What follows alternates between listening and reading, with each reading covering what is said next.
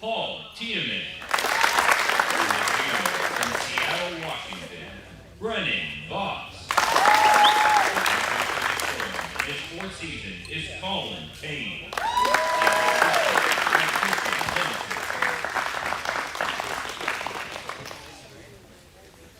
And now, fans, we ask that you please rise and remove your hats for the playing of the American National Anthem.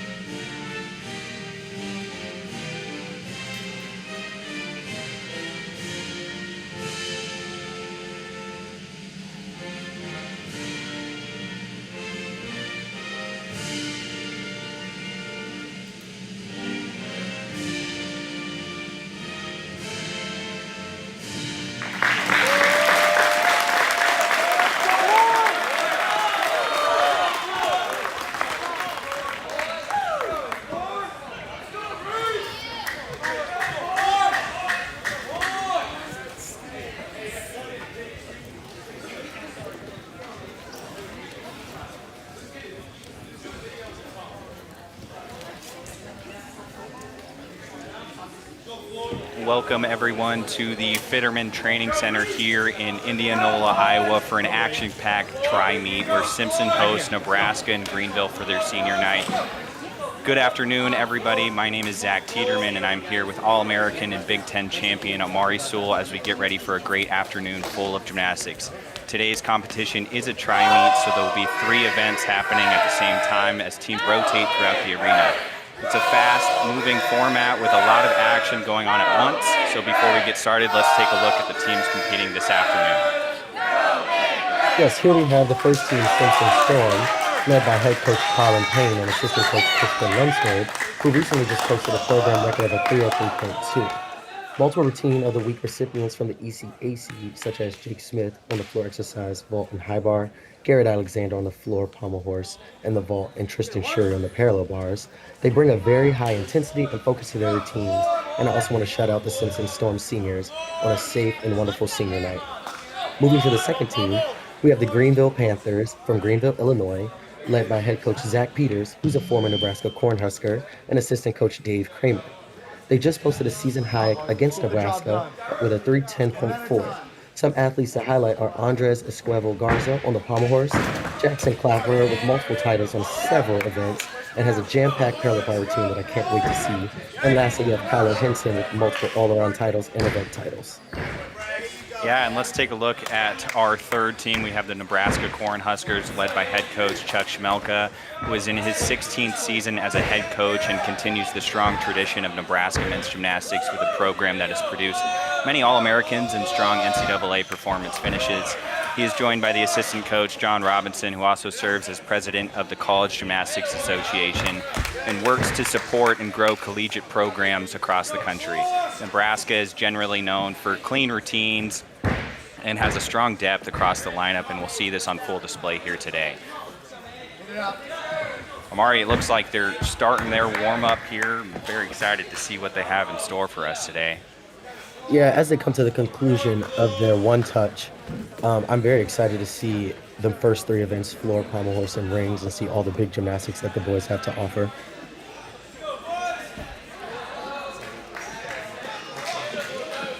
We have your alma mater here, Zach. What's it like being a Nebraska Cornhusker? Amari, it's I always say go Big Red. I'm a Nebraska Cornhusker, day in and day out now. Um, we both started at the University of Iowa for our collegiate career, and then I transferred to the University of Nebraska to finish out my career, and you over there at Illinois. So it's good to talk with you here on the stream today and see how these guys do. Yeah, no, I'm definitely excited to see all the gymnastics.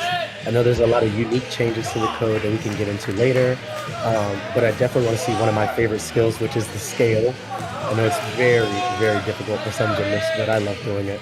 I think it's a bit of a controversial skill, Amari. I don't honestly prefer the scale in men's gymnastics, so I have a little bit of a different opinion than you. Yeah, no, the scale was definitely the most difficult part of our routine, not the flipping upside down and all the twists.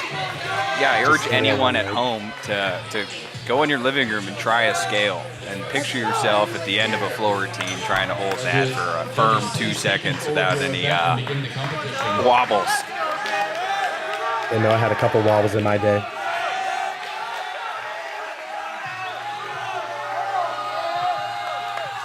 I think we're starting here on floor with the Simpson Storm. It's a great double front.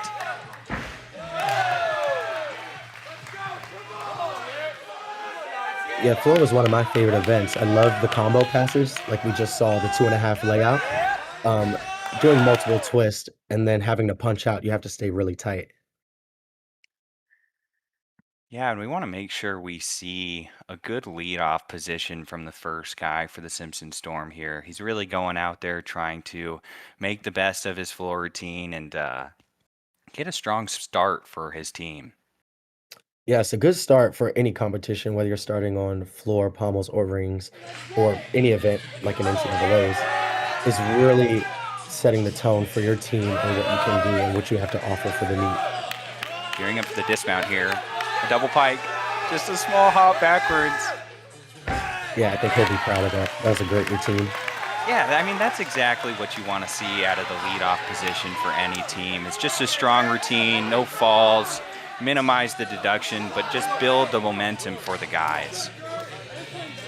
Yeah, and even starting on like horse, because there's a different dynamic. You have to like calm yourself down, whereas on floor, you have to hype yourself up for the big skills. It's like the Panthers are starting off well here on the pommel horse.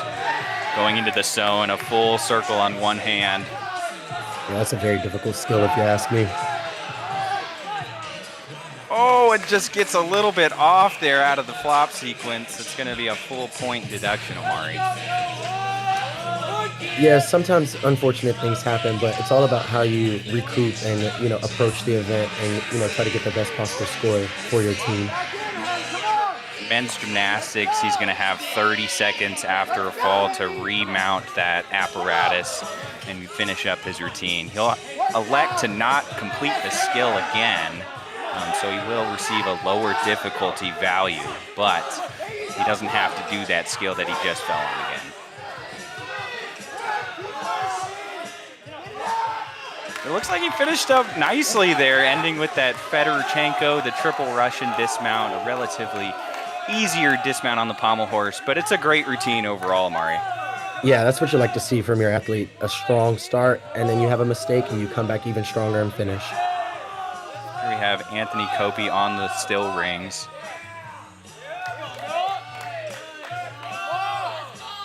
A good strength sequence there, Amari. He's a very, very tall gymnast like yourself. Yeah, sometimes we have to move the mats for me because I kick the mats. But he seems to be off to a strong start. Nice lock arm giants, good shape, clean execution like you mentioned earlier. Building up for the dismount here. A double-double. Oh, and just about stuck the landing. It's a great routine by the Cornhusker. Yeah, great routine on rings. I like to see all the strength because I was not able to do it back in my day. Yeah, Maury, I'm right there with you. Rings was never really my strong suit. In all honesty, I don't think I ever did anything above a straddle planche. So it's amazing to see an athlete reaching 6 feet tall doing a straight planche, a straight Maltese. It's incredible. Yeah, I'm right there with you with the straight straddle planche. Back on the floor exercise with the Simpson Storm moving through his routine nicely. An interesting side skill there. That'll count for his non-acrobatic element group, even though, Amari, it seemed pretty acrobatic to me. Yeah, I like when gymnasts do unique skills like that backward flip to your stomach. It looks like now we're moving into a try view, so you'll see in the top left-hand corner, the Panthers are on pommel horse. Simpson is in the top right-hand corner on the floor, and the Cornhuskers are on the bottom of your screen.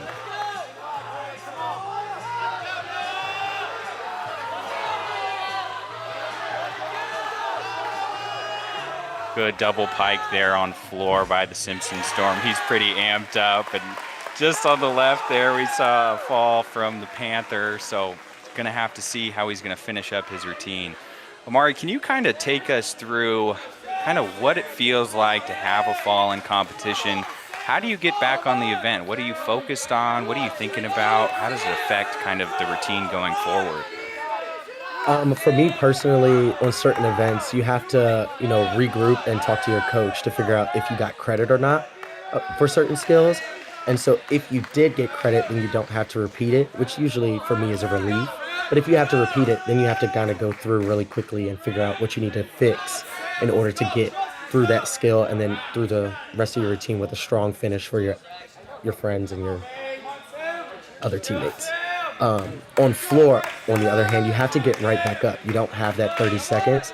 So you have to be quick on your toes on getting up, feeling out your ankles, your knees if you fell, and then making sure you can, stay within the time constraints.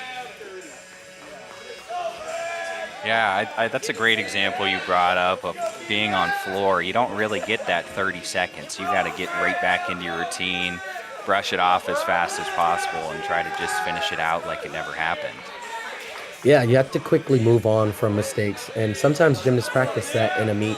In practice, when something goes wrong, you go to the chalk bucket, you re-chalk up, and you attack that event just as if nothing ever happened. Or you get back up from that fallen floor and you just keep on moving. Here we have on the still rings really a standout freshman for the Nebraska Cornhuskers, Sam Rakita. A real strong dude, Amari. You're going to see some beautiful strength moves out of him. I believe that's a straight planche, right? Oh, yes, into a and into Maltese. the Maltese.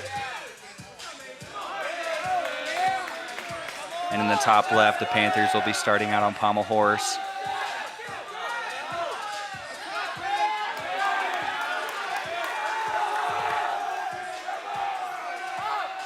What I can point out is the clean and handstand positions that the Nebraska Cornhuskers have. I love seeing the handstand lock in straight between the straps and the rings turned out. Yes, both just incredible routines on the still rings from the Huskers, and then on the pommel horse, you see him amped up. He's excited. I would be Yeah, it's too. a wonderful routine. That was also my favorite part about the event itself. Once you finish, you can, celebrate and get funky and get groovy, to amp the crowd up and, show your supporters some love. Yeah, Mari, you were known to have some pretty wild celebrations. Was there one in particular you preferred, or did you just go with the flow? My favorite celly was against Ohio State, where I spun around like I was Michael Jackson and got up on my toes and pointed. It was truly amazing for me. They actually caught a picture of it. It was my favorite picture to this day. Whenever I used to finish my routines in competition, I would just yell like a wild animal. I didn't ever think about a celebration before the routine or anything. I was just excited to be there. Yeah, no, that's the gymnast's favorite part is the celebration. I feel like once you get through that routine and all your hard work has come to fruition, you can let out a screech or a scream, or you can, hit a little dance and show that, it was easy work, if you ask me. Yeah, so far we're moving well through rotation one. The Panthers had that little mishap on their first pommel horse routine. Simpson is doing pretty well on the floor exercise, minimizing those landings, and then the Cornhuskers on still rings are just putting on a real show down there. Let's do it, Jack! Come on, Jack! Go, Jack! It's a good start to the pommel horse routine from the Panther. moving into his flop sequence. You see a little bit of that leg separation, but in my opinion, that is okay as long as you stay on the horse. Yeah, he also has a very good extension. Like, even though he had those leg separations, he's very well extended, minimizing pike and other deductions. Oh, and just, I'm not sure they're going to give him credit on that dismount, Amari. So you'll see him kind of wait there, looking at the judge, going to see if they're going to give him credit or not. If they do not, he will get back up on the horse. But it looks like he did get credit and is just going to go on to the next guy. That's always a weird position to be in, Amari. Were you ever in that position? Yes, I have had that happen to me where I, may have had a mistake on an event, and you have to like look at your coach or look at the judge to see if you get the credit. On pommel horse, it's a little tricky because they're evaluating if you went through like handstand or if you landed on the correct side or completed a certain amount of twists. And so they're doing it actively. So once they decide, then they'll let you know. Yeah, it looks like the Nebraska Cornhuskers had Jack Kritz up on the rings. Newer to the ring lineup, but he had a really good routine with a stuck dismount. That's exactly what you want to see out of someone who's newer off in that spot and really just going out there and putting down a solid routine.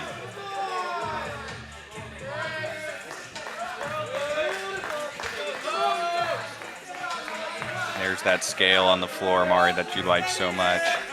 And it's a very difficult scale if you ask me. He does a Y scale, so he brings his leg up by his ear instead of the common back scale where your leg's behind you.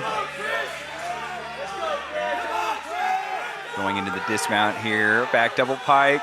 Oh, and just the small hop backwards. What a great routine. Yeah, he should be really proud of that. That was a great routine.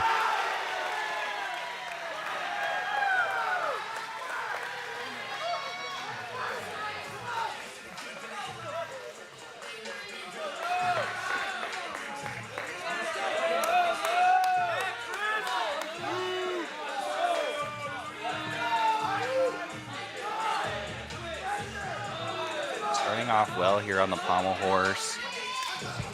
Into that zone, the full circle on one pommel, and just comes off in the front.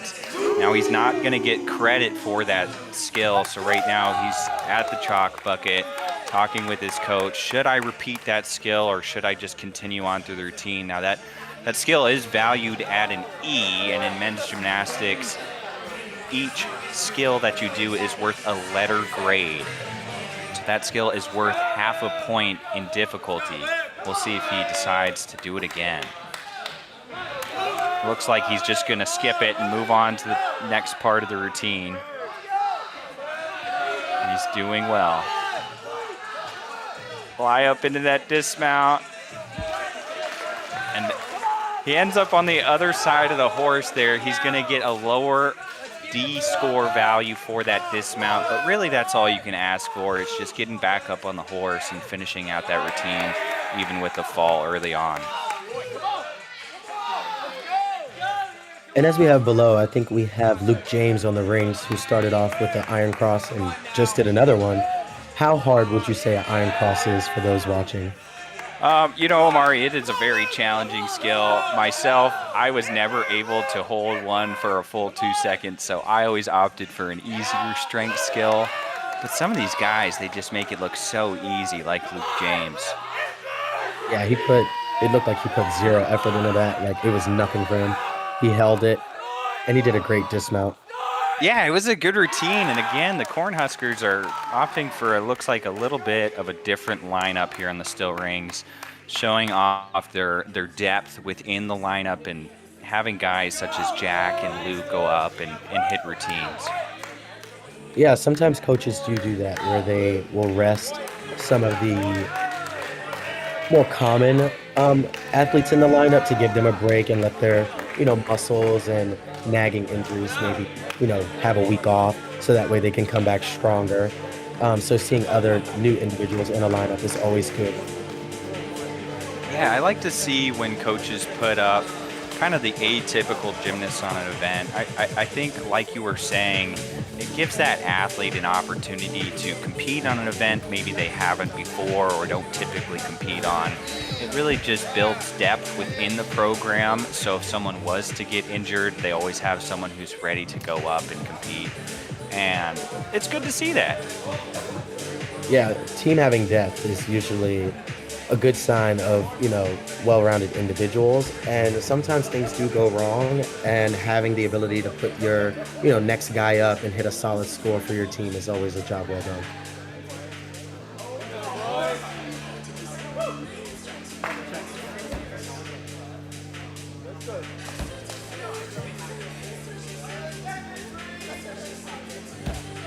Yeah, Mario. So after rotation 1, it looks like the teams did a pretty good job. There's going to be some difference in the score no matter the performance. Typically, floor exercise is going to be a higher scoring event than the pommel horse, and that of the rings as well.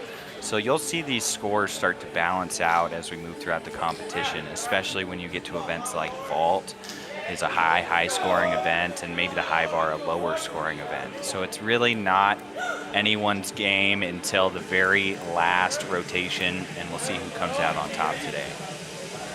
Yeah, that's a very good point, Zach. Just watching how the scores fluctuate. As you can see, Nebraska started on rings with a solid 51-6, but Simpson starting on floor with a 51-6 is actually uncommon for floor and rings to have kind of the same type of scoring, usually because floor is a higher scoring event as opposed to rings, in my opinion. Yeah, and then Greenville with that 47.65, I think, is attributed to those falls in the early routines, but they did a good job of coming back and getting through that rotation that might have been a little tough for them. So I think they're going to be looking to make a momentum jump in the next event, really get 4 routines under their belt, hopefully all hits. Yeah, it's very important for a team that has, a few mistakes on their first event to, brush it off and move on to their next event as if nothing ever happened, because there's so much more gymnastics to do with 5 events ahead of you that looking at the one behind you is not usually the game plan. Yeah, and when we move throughout today's competition, look for the team leaders. So Simpson and Nebraska are currently tied with that 51.6, and then Greenville just trailing behind. But also look for the individual event champions as well. Those will be crowned the event title winners. Something that's very important to these athletes. It kind of shows, hey, I'm a top dog on this event, and you should look out for me at maybe the Big Ten championships, the ECAC championships, or even the NCAA championships as well.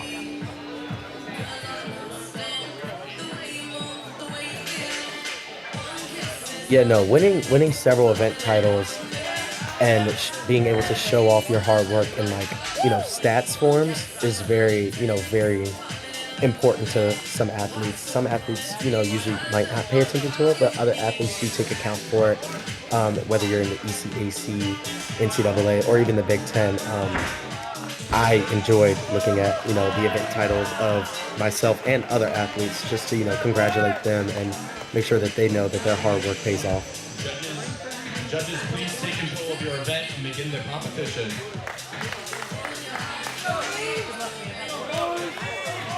Yeah, overall, I think that was a good first rotation for each team. There was a couple mishaps here and then, some newer guys, some veteran guys up on the event, but really a good start to today's competition. There's 5 more events as we move on into rotation 2. We're hoping to see some more hit routines and see who's going to come out on top.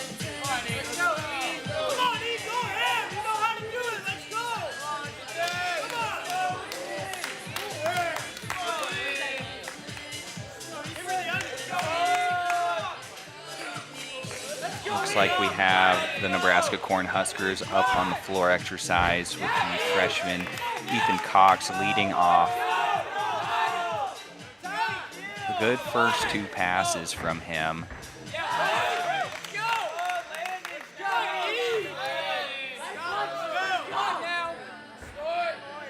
And you're going to see that kind of more often, folks. Amaro, you can talk about that as well.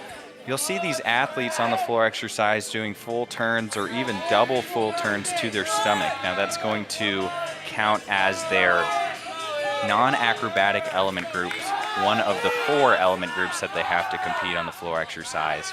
Amari, you didn't have to do that when you were a gymnast, but what would you elect for in your routine if you had to do it now?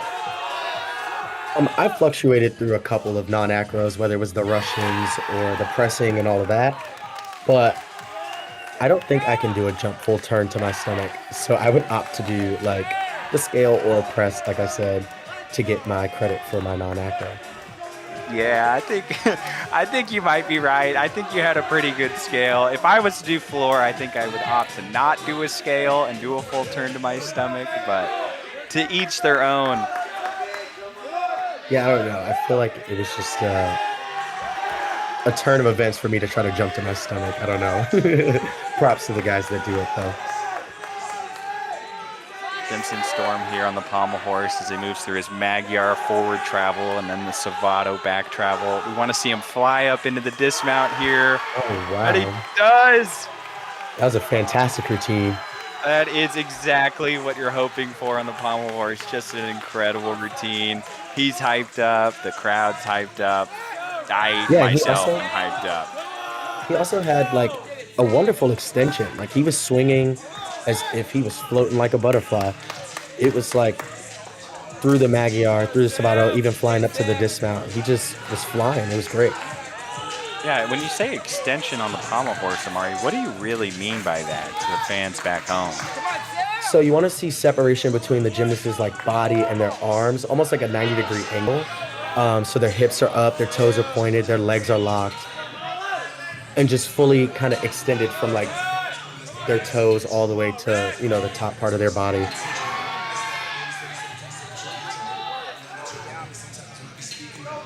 I think you're exactly right, Amari. It's what you're looking for on the pommel horse. It's what the judges are looking for, and you'll see those guys who are typically a little bit lengthier, taller maybe, end up doing a little bit better on the horse because they're able to get that full extension like you were talking about. But overall, that was a great routine on the still rings as well while we were talking about the pommel horse. Yeah, he did that with a small hop on his dismount. I think it was a half-half. That was my favorite dismount. We're moving back into this tri-view here with Simpson in the top left in the pommel horse. Sam Rakita with the Corn Huskers on the floor exercise in the bottom portion of your screen, and then up in the top right will be the Panthers gearing up for their still rings routine. That was a beautiful double layout. Yeah, I was just about to say the same thing. Very high and extended layout. And another just phenomenal routine on the pommel horse from the Simpson Storm, the home favorites. Yeah, like I mentioned earlier, they do focus a lot on their routines and put that intention into them. And as we've seen thus far, a lot of their circles are very pretty, going back to that extension, and they're swinging very aggressively. It's wonderful to see. Double full punch front tuck on the floor exercise from Sam. Moves on to his dismount here for the back double pike. Oh, it just about stuck the landing, Amari. That's a great routine. I think he could have stuck it, but it looked like he just stood up a little bit too soon, maybe a little excited, but a good routine out of the freshman. Yeah, that was a wonderful routine. I'm wondering if that double full punch front tuck might have been maybe a front full. What do you think? I agree. Typically, you'll see those connection passes on the floor exercise be, let's say, a double full punch front layout or punch front full, but he opted for just the A-valued front tuck. So maybe a little bit lower in the difficulty value, but he executed it nicely, and that's really all you can ask for. Yeah, no, he did that very well.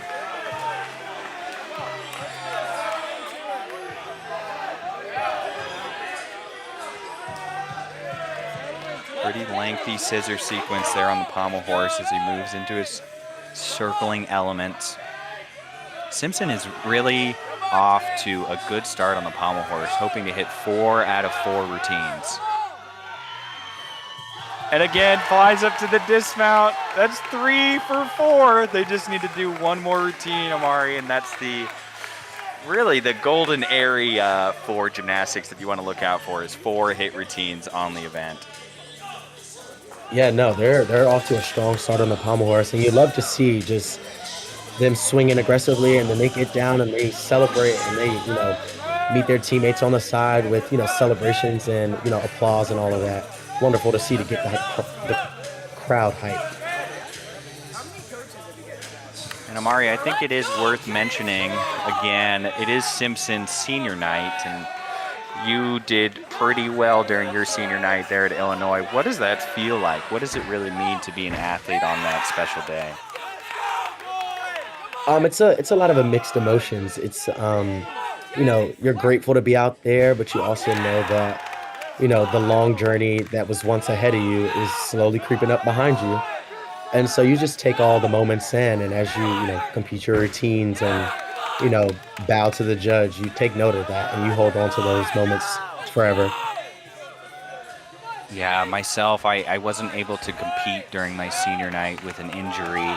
However, it still felt the same to me. It's all an accumulation of emotion and hard work put over some 15, 20 years of doing this sport. And so to these guys who are out here competing tonight, it's so good to see, and just hoping they have their best day. Yeah, I'm very happy for them and hope them a safe and wonderful competition for the rest of these events. And both I just, do want to go ahead, Mari. I do want to note that the guy on floor, not only did he do a double full to his stomach as his non-acro, I think he also did a lay double-double. Yes, that is Chase Mondi from the Corn Huskers, just an incredible floor worker. He actually placed second at the NCAA championships last year and has been on a good run this year. I'm hoping to see him up there again in the ranks. Yeah, I have the pleasure of meeting Chase, and he's a wonderful guy, lovely to meet and talk to, and also his gymnastics is just out of this world. Yeah, we'll see him again today on the vault. Typically a guy who is good at the floor exercise is equally as good at the vault. Amari, you were one of those guys.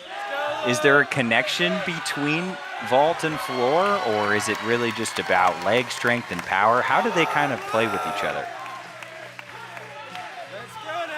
I mean, I feel like if you're bouncy on floor, sometimes you're bouncy on the vault, but sometimes it just is the way it works is you don't know. Like sometimes guys are phenomenal at floor and then they, opt to not want to do vault because they're not as good. But they also might be good at another event. So it's just all in, how you fit to the event. Fortunately for me, I was bouncy on floor and vault, so I could make those lineups. Yes, Amari, you were very, very good at both events, indeed. Thank you so much. I do want to note that on the pommel horse, they did go 4 for 4, I believe. And with their next gymnast up, is he a exhibition or is he going for the all-around? Do you happen to know? I don't actually know. Now, in men's gymnastics, you're allowed to put up a 5th competitor, so he may be exhibitioning for a non-counting routine. It's more just to get experience, maybe compete on the senior night, or he might be in the all-around. We will see as we move throughout this competition if we see him pop up again.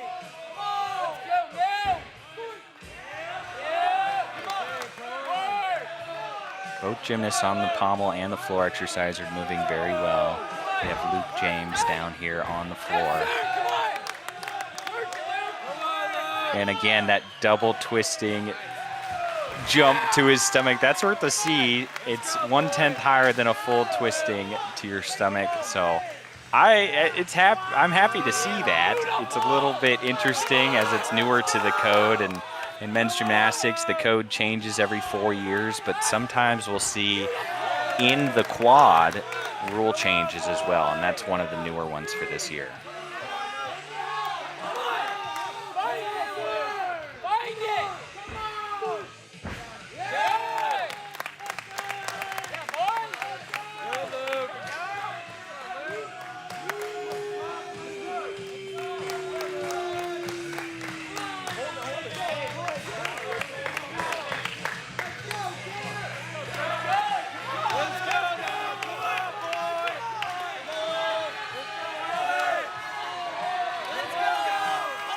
Amari, I think something we can note here is that in terms of the power rankings or the coaches poll for all three of these teams, the Nebraska Cornhuskers are in the lead and are the favorites to win this competition. However, it is also good to note that both Simpson and Greenville are relatively newer programs in men's gymnastics, brought on by the CGA president, John Robinson, who played a huge role in creating those teams and allowing these athletes opportunities to compete. So we'll see these guys, they really do a good job of showing their depth even with a brand new team, and they're moving well. And they have a chance tonight, I think, as anyone does, to win this competition, even though the Cornhuskers should come out on top. Yeah, even though, Nebraska might be the favored to win, anything is possible. And so with the big skills and the attention to detail that some of the other teams like Simpson and Greenville have, I think if they, try their best and they do all that they can do, at the end of the day, you see where, the win falls. And if it is with the favored team, then congratulations, but you don't count yourself out until the last routine of the night. 100%. I think you'll see that Simpson has done a much better job than the Panthers on the pommel horse, hitting all four of their routines. Looks like they came out with that event total of a 49.15, which was higher than what Greenville did when they were on the pommel horse. But overall, we have the Nebraska Cornhuskers with a 105.45 leading the pack. Simpson College with a 100.75, followed by Greenville University with a 93.3. Overall, I think that was a great second rotation. You can see the individual athletes starting to come out and gain those titles and hopefully stay in that position through the competition. But overall, each team is in a good spot and still within range to take the win home tonight. Yeah, that's one thing you want to pay attention to as like the coach, is how your team is doing as the meet progresses, and taking note of, what scores are where and what you got credit for, because sometimes a coach can make an inquiry, which is they're asking questions and or trying to fight for maybe credit of a skill, so that way they can get maybe 1 to 2 extra tenths back for their gymnast to add to their score. Yeah, and like you were saying about the inquiry, a coach is able to go up to the judges. They are only able to inquire about the difficulty value, Amari, not the execution. So the execution will stay no matter what. If there is a discrepancy within the D score, a coach is able to say, hey, look, he competed a back double pike. You gave him a value of this when it should have been this. And maybe they'll make an adjustment if there was a mistake.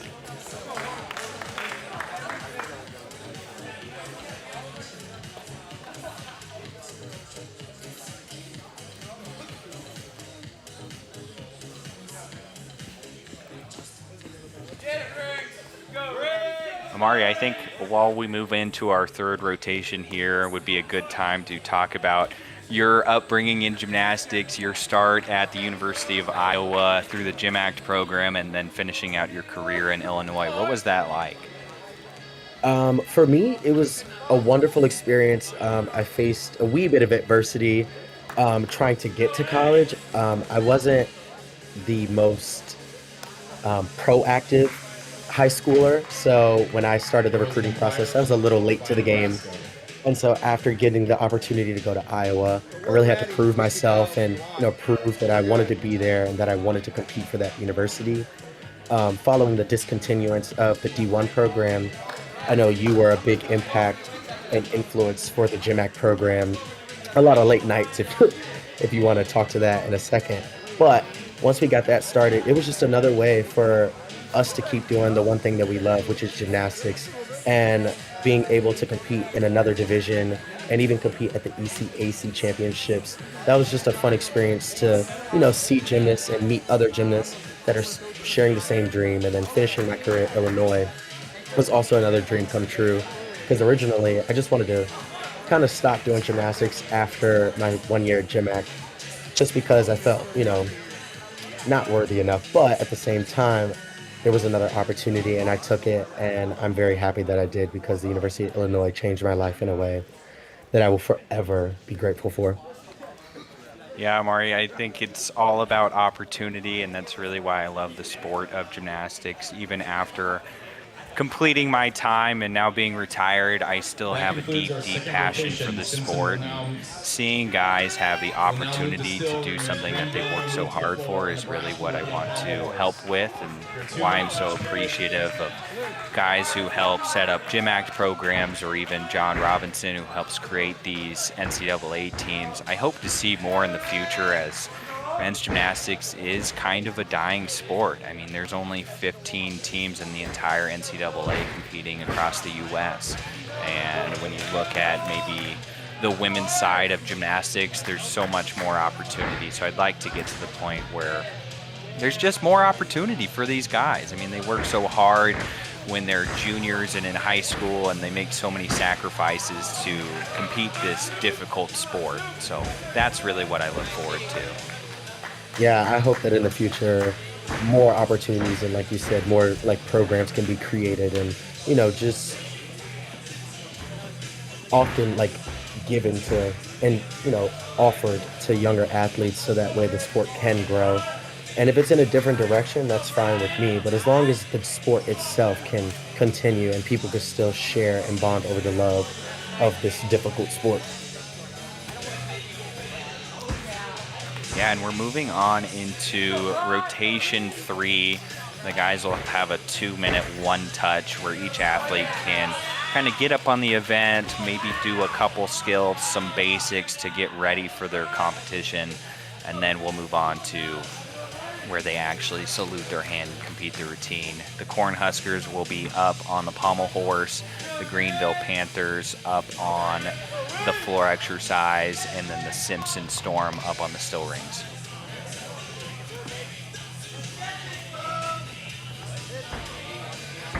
Were you a type of gymnast that, kind of does all of your skills in the one touch, or were you just like a let me do a quick touch and, move on and save my energy type of athlete? Yeah, I think it depended on the event. Typically, I competed high bar and vault in college, and so for vault, I would do a relatively easier, maybe vault, typically a Yuchenko layout instead of my real competition routine. And then on the high bar, I would pick one or two skills that maybe I was a little bit nervous about, wanted to warm up to see what the bar felt like. So I think it depends. I typically chose the things I was most nervous about to warm up a little bit, but there was some meets where I would just do very basic warm-ups, such as giants and half turns. I think it depended on the day and what competition it was as well. What did you feel like, Omari? What did you do? I would normally warm up with the one touch on floor with just kind of bouncing around, getting my ankles and knees prepared. I typically was at the beginning of the lineup, so I didn't want to waste too much energy and or, tire my muscles out too soon. But when it came to vault, I typically would just do a cause tuck as my vault, just to kind of feel it out and, get my power.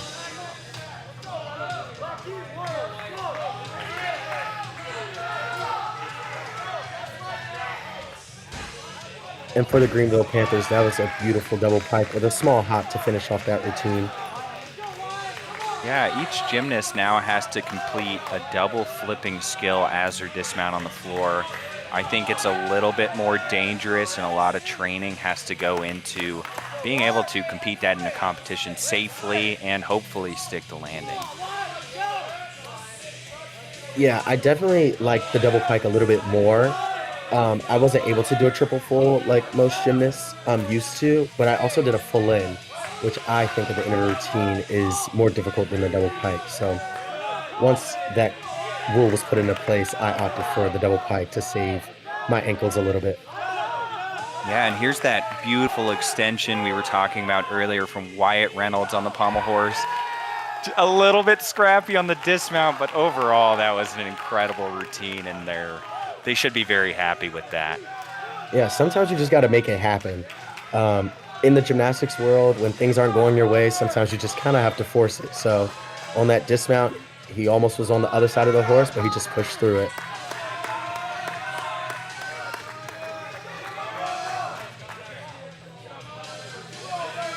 Here on the still rings with the Simpson Storm. A beautiful, beautiful iron cross that he needs to hold for a firm 2 seconds, and he did. Into that straddle plunge. That would be the strength move I would opt for if I was competing. And down into the cross. He's just so strong. Yeah, this guy is very strong.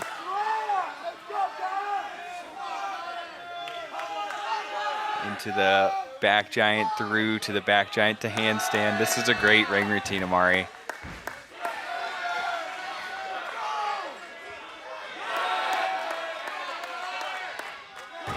And the full in, just a small step back on the dismount. He is amped up. Look at that.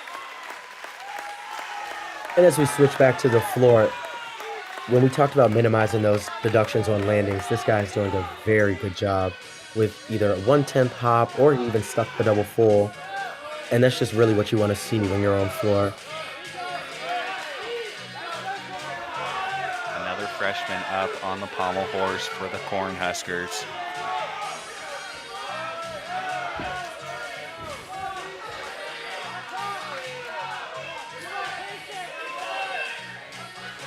I think there's a little bit of an added pressure when you are a freshman on a collegiate team.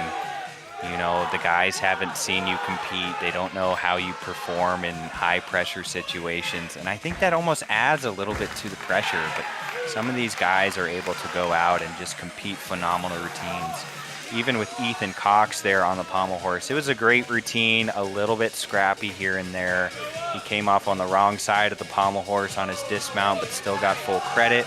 That's kind of what I'm leaning into, is no matter what, he still got up and finished out a full routine, and that's a hit in my book. Yeah, at the end of the day, staying on the horse is the goal and the expectation. But sometimes it gets a little scrappy, and when you're fighting for those skills and you're fighting for that, clean form, sometimes it doesn't go that way. But if you stay on and you fight through it, that's all you can ask for and be proud of at the end of the day.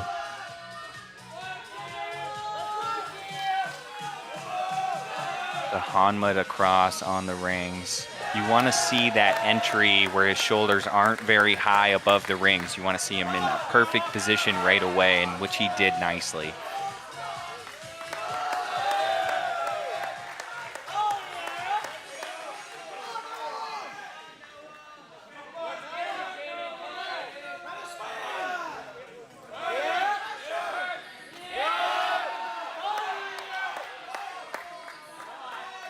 And just the dismount here on rings. Opting for a full in. Oh, just a couple steps back. It looked a little bit off balance there, but he stayed on his feet, Amari. Yeah, very, very good job at fighting for that.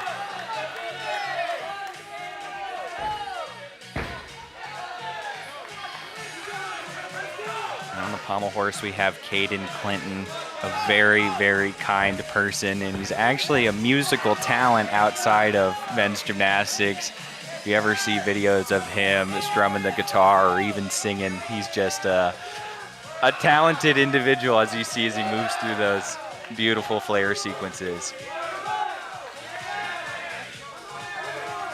Yeah, even in his flares, he's extended all the way through his toes. What a beautiful toe point, and his legs are locked. And you can see, like, in the front, his hips are up. That's just really what you want to see from a gymnast that does flares. And an easier dismount from Caden. It was done nicely, but typically he's going to travel down the side of the horse and back. But I would be happy with that routine. As we move on to the dismount here on the floor exercise, you're going to see that scale. Folks, again, try that at home if you're in your living room. It's harder than it looks. The double pike, just a small hop. Oh, and he is absolutely stoked with that floor routine. He should be. That was a phenomenal floor routine. And my favorite thing is when the gymnast, lands their dismount and they start celebrating, and then they kind of almost forget to salute to the judge, and then they salute and keep going with their celebrations. It's very commendable to watch, and it's very, in the moment, very rewarding when you land that dismount and you know you nailed it. think sometimes you can see the confidence that a gymnast has by the way they celebrate. I feel like almost sometimes you see these guys yelling before their feet even touch the ground. That's how many times they've trained that dismount, how many times they've stuck it in practice, and they just know if they're going to hit it or not. Yeah, you can definitely tell when a gymnast just knows that he's going to stick it. And yeah, once you stick that dismount and you get to salute to that judge, it's wraps. You get to, celebrate and let it all out. Yeah, and that's a big portion of college gymnastics that I don't think we've touched on yet. As a junior athlete in gymnastics, it's really an individual sport. Yes, you compete on a club team. There are guys in your corner, but it's very different once you get into college and you have 20 guys who are all in it for the same goal, and it's to bring home team competition wins. So even though these guys are by themselves when they're competing, like on the pommel horse right now, you have 19 other guys who are yelling and wanting him to perform at his best. That's something I think that is missed in other sports, where it's a little bit less of, oh, you're my teammate, I want you to do so good, that I think gymnastics really brings. And a great, great pommel horse routine by Nick Tarka from the Corn Huskers.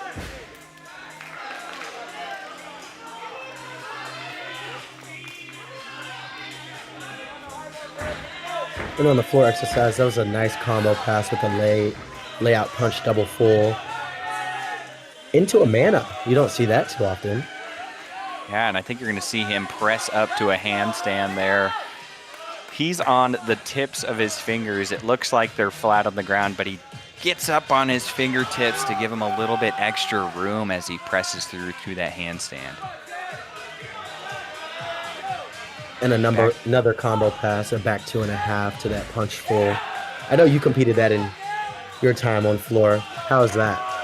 Well, typically I did a back 2.5 punch front layout, which got a connection bonus of a 10th.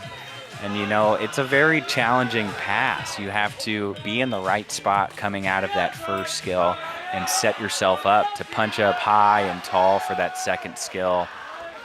The judges are looking for both skills in a combination pass to be of similar height. So that's something to look out for. Some of these athletes will go maybe a little bit higher on the first pass than they are on the second portion of the pass, and that would be a deduction. So it's a challenging skill. I typically didn't like to do connection passes, but it is a huge part of the floor exercise and how you build up that difficulty value.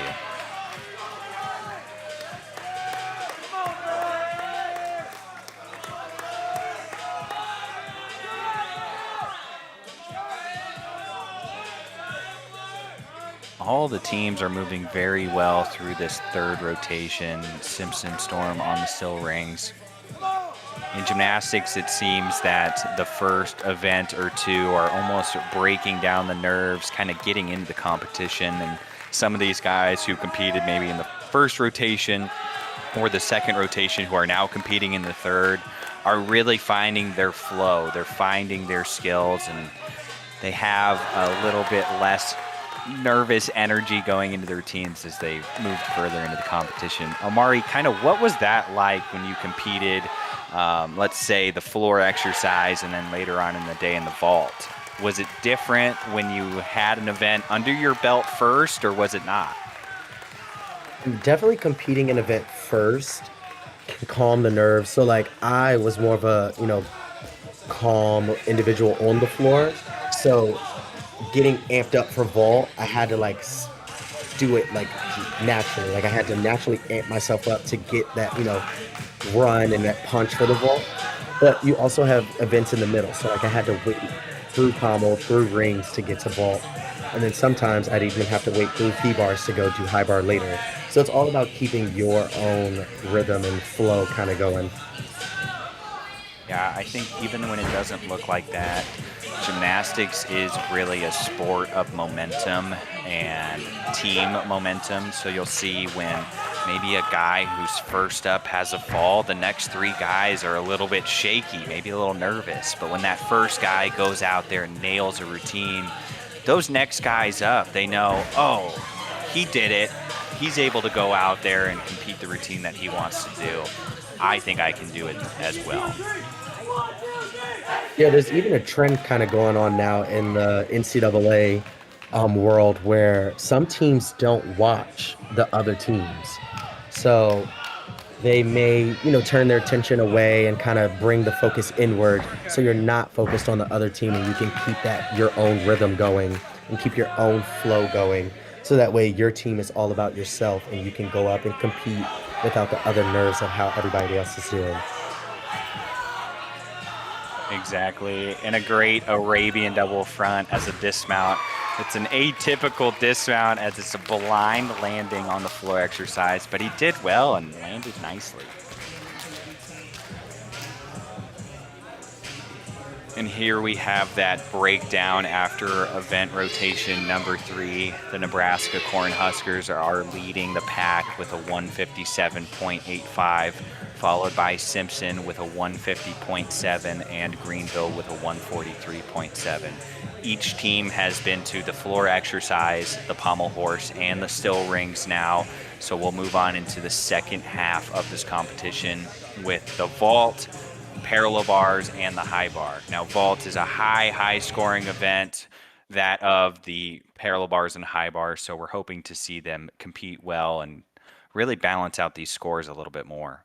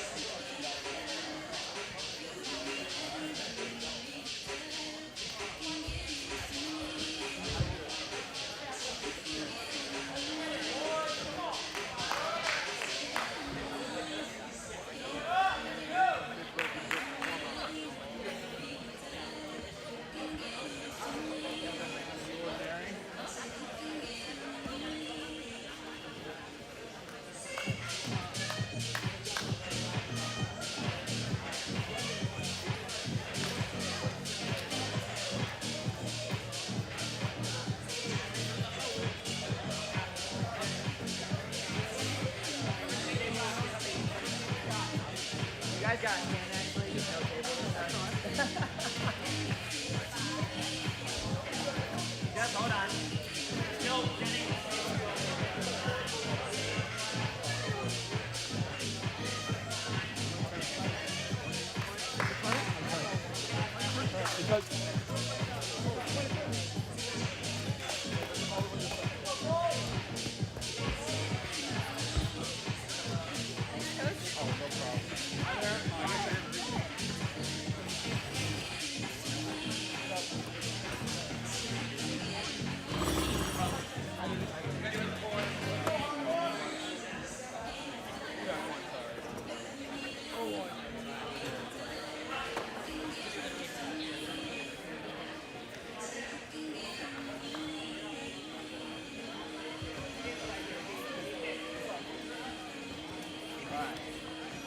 You guys all good?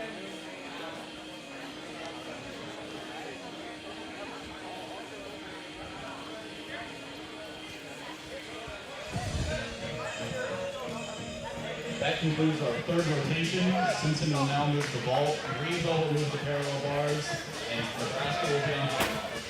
Your 2-minute touch period begins now.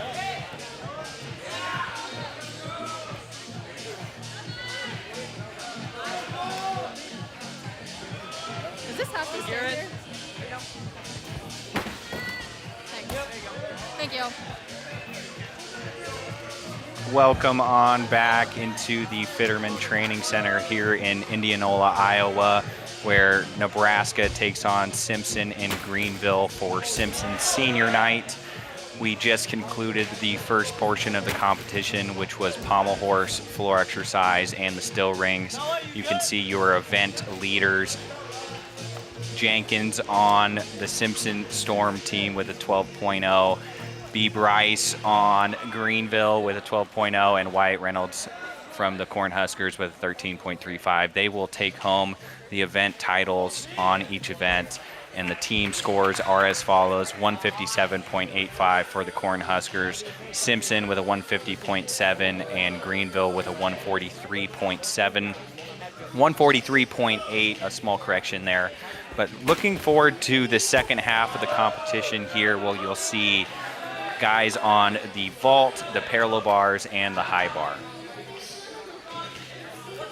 Yeah, and as we get into that second half of the competition, what are some things that you like to see on those three events? So, like, I know for vault, we want to see execution on the pre-flight, so making sure gymnasts' legs are together as they approach and exit the vault, and then, of course, the landing with, you know, small hops or even a stick if we get lucky. But what do you want to see on, like, P-bars, for example? On the parallel bars, Amari, you really want to see a good handstand line. So after each skill, the gymnast is going back into that handstand, holding it well, not moving their hands. In gymnastics, they actually call it milking the P-bars. I don't know why they call it that, but we'll go with it. You want to see them swing up through the handstand, again, keeping their legs together, their feet pointed, and then, of course, that stuck dismount. On the high bar, you want to see good angles. So even though they're moving through the handstand, each skill should be done at the portion of the handstand. And you'll see high-flying releases that should be caught at a good distance, not with bent arms. And then, again, a beautiful stuck dismount never hurts. Yeah, no, you are a tremendous high bar worker. What are some of the skills that you did that were like releases on high bar? Yeah, well, thank you, Amari. I really prided myself in having a great Tkachev on the high bar, which is a release-style move. I personally did the layout Tkachev, the straddle Tkachev, and when you could, in the last code, do 3 in a row, I would compete the pike Tkachev as well. I didn't ever opt for the Kovac style skill, which is a release move with a double flip over the bar, but you'll see a lot of these athletes go for those big high-flying releases. Some of the athletes, such as Max Auden from the Cornhuskers and Alex Natachi, do very difficult releases on the high bar and maybe some easier swing and turn style elements. So it's really how you build out your routine and how you want it to flow.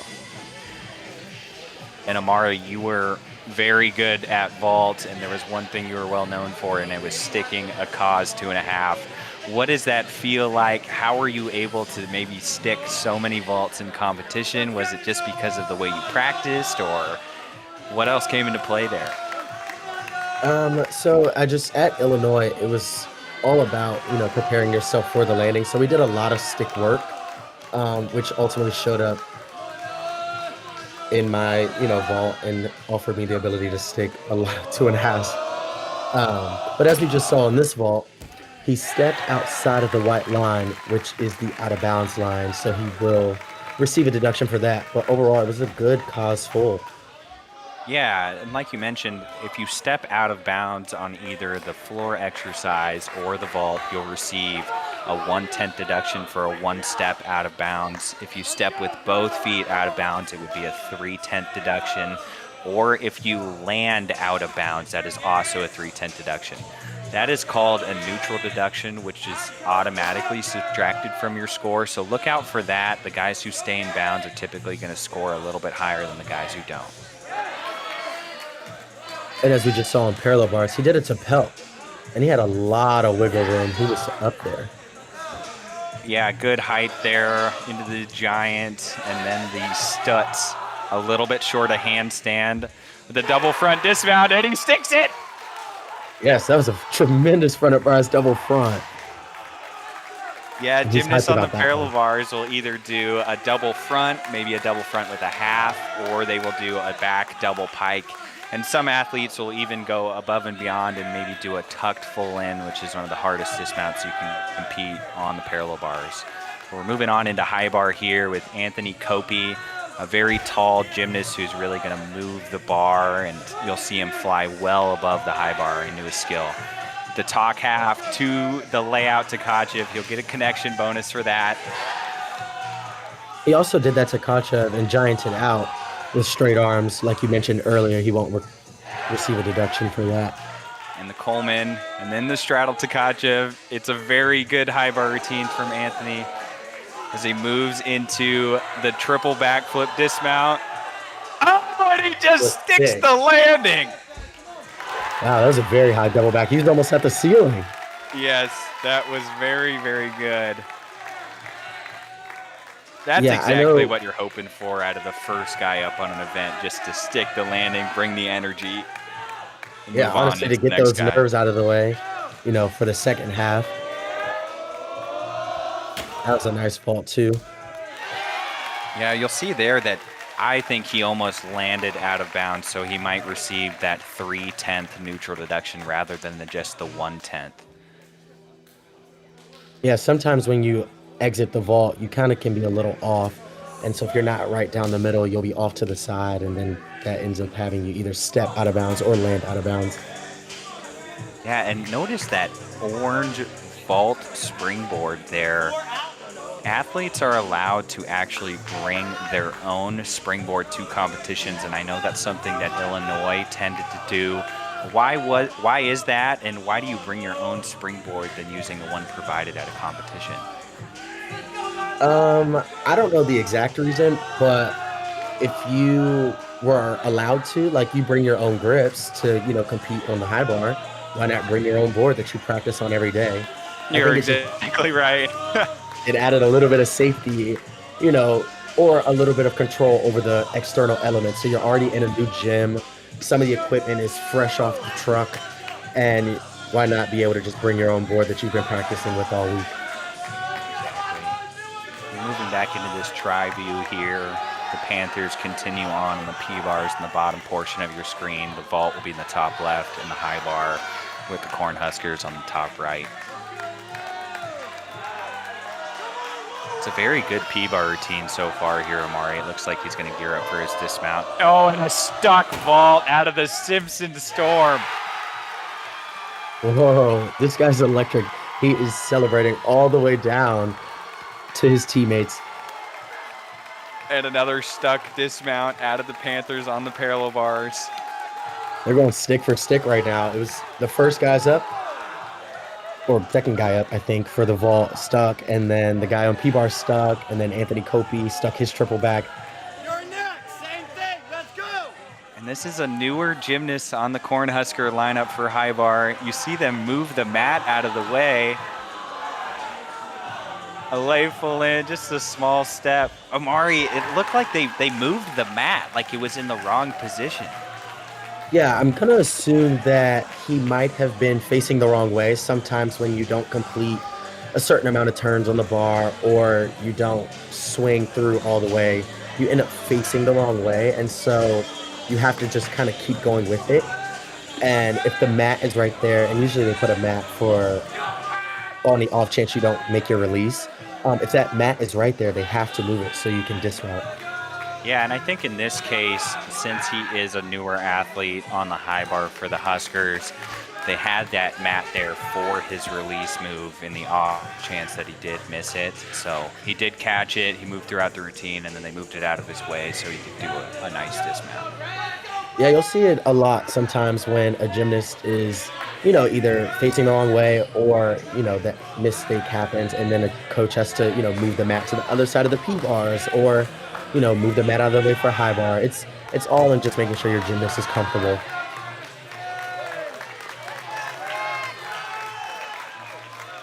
have our fourth vault coming up here in our third parallel bar routine. Yeah, and shout out to the 14-2 on vault. That's a really big score. Yeah, I believe he did a cause 2.5, which would start from a 14-8, a 14-9 since he stuck it. Oh, and they stick Another again! stick. This is impressive. Not only to have one gymnast stick a 2.5, but to have two gymnasts stick 2.5s. That's an incredible way to finish out the rotation before moving on to the next event. He'll start from a 14.9 with that 1/10 stick bonus. P-bar is there with the step backwards, and overall it was a great routine. And we're moving on here to Alex Natachi on the high bar. He has some very, very difficult high bar releases. Yeah, I wonder if you could name them as they happen. Yeah, first up here we have the Casina, a straight body, double layout with a full twist. Next we have the Coleman, again in the tucked position. The layout to Kajev, full extension there on the grasp. And moving on, he'll opt for a triple backflip for his dismount. Oh, Wow. but he sticks the landing just like Anthony. Wow. And it almost looked like he was kicking out of those Colemans and the Coleman and the Casina that you were talking about. What's that like if for a judge, like seeing a gymnast kick out and show that ownership?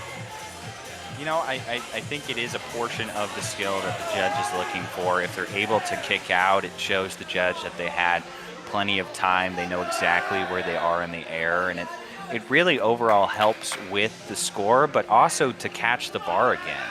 If you're catching at a further position from the bar and extend it out, you're going to have a better time gianting out of the skill, not receiving as many deductions, and really prepping yourself for the next release as well. So Alex did a really good job at that. Yeah, and transitioning back to vault, Braxton got a 14-4 with that 2.5 to a nice stick. And like you mentioned, they get the 1/10 stick, extra 1/10 bonus for the stick. Yeah, just a phenomenal vault from Braxton Jones there from the Simpson Storm. They had a great rotation, and they're moving on to the next event. It's quicker, it's faster paced than the other events. You only get one go at it, and happens in less than 10 seconds. Yeah, sometimes I think I stood at the chalk bowl waiting to be, acknowledged by the judge longer than my actual vault took.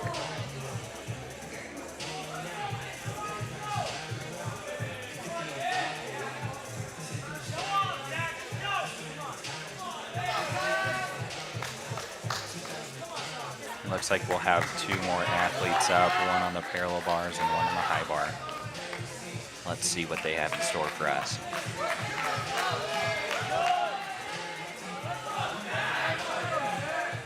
And Amari, on the parallel bars, a lot of gymnasts will opt to use honey or corn syrup or anything they can to get a better grip on the bars. Was there something you preferred that you thought was stickier and gave you a better grip, or did you just use chalk?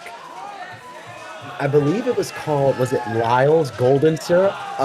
It came in this like green can, and it was a syrup that, just allowed for a little more tackiness and allowed for you to stick and grip the bar a little bit better. Yeah, that's something I was always nervous about when I competed parallel bars, is because the grip is very important to complete some of those long hanging swing skills. Yeah, no, definitely trusting your grip is one thing, but sometimes gymnasts get too reliant on it. And if that grip isn't, up to standard or perfection, it kind of throws them off a little bit.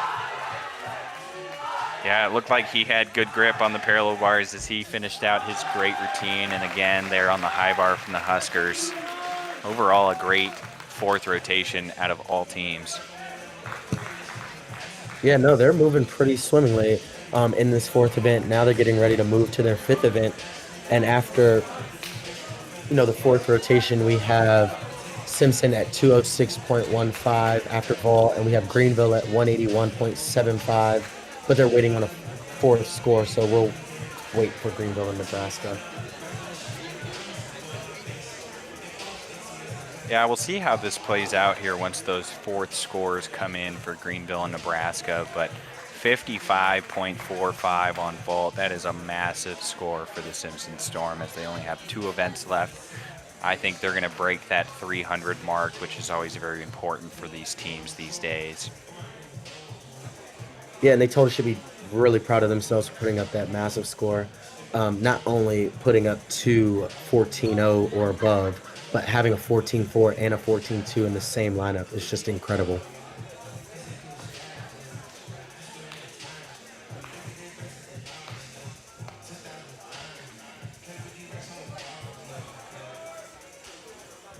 And there's that 4th score coming in for Greenville and the 4th score for Nebraska as well. So now we have our totals going into event rotation number 5. The Cornhuskers are leading the way, followed by Simpson and then Greenville. Some of our event title winners will start to be determined. We're not sure until each team has been to all 3 events. But those are some pretty big scores on high bar, again on the vault. And then for parallel bars, those are relatively lower scores, but you'll see that from all teams.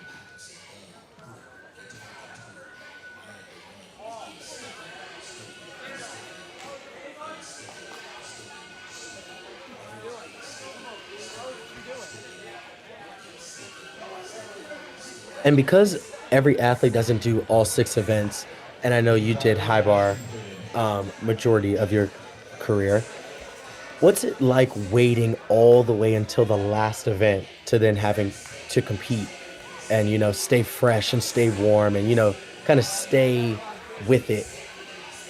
Yeah, it's very challenging. Typically, I would only compete 2 of the 6 events, so I would have to wait at the beginning of a competition until I competed vault, and then wait again until I competed high bar.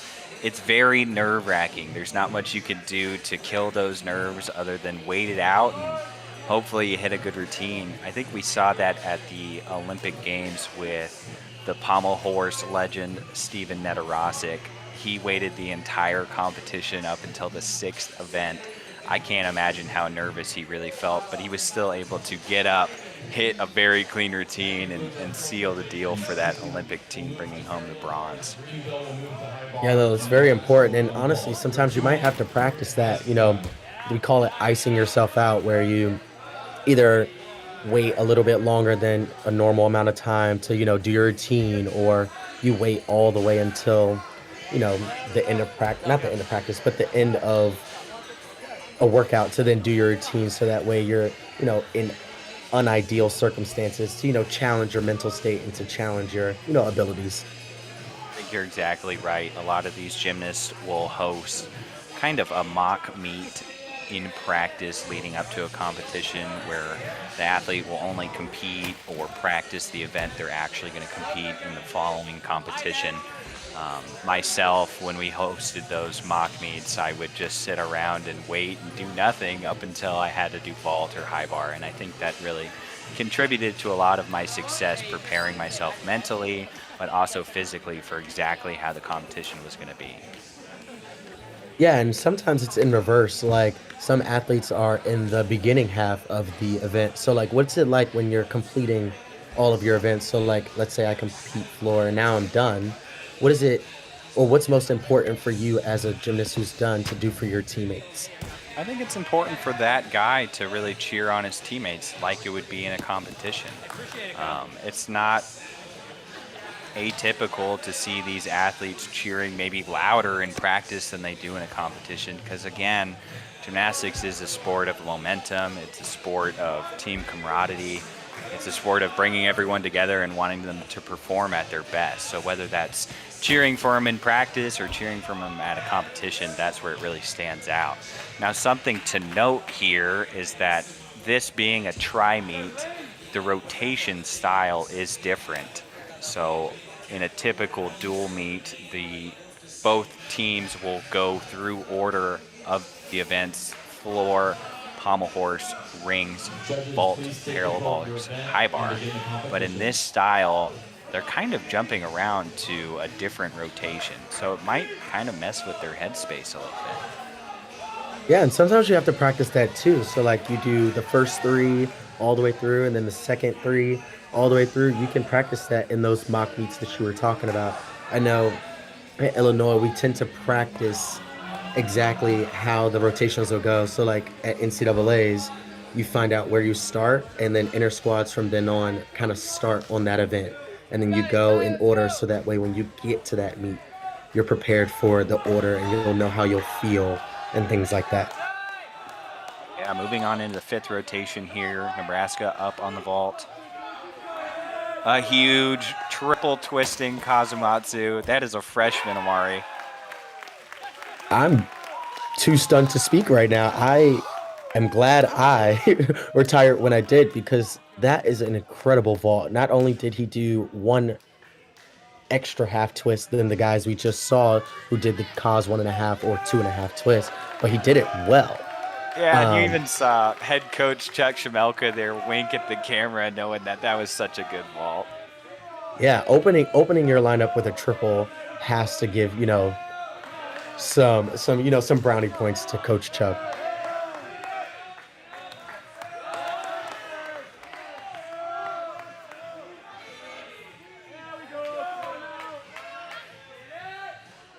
The good P-bar routine for the Simpson Storm. Pressing up into the handstand. He's preparing himself mentally for this dismount. Double back, small step back. That was a very clean routine from him. Yeah, that's a good starting routine.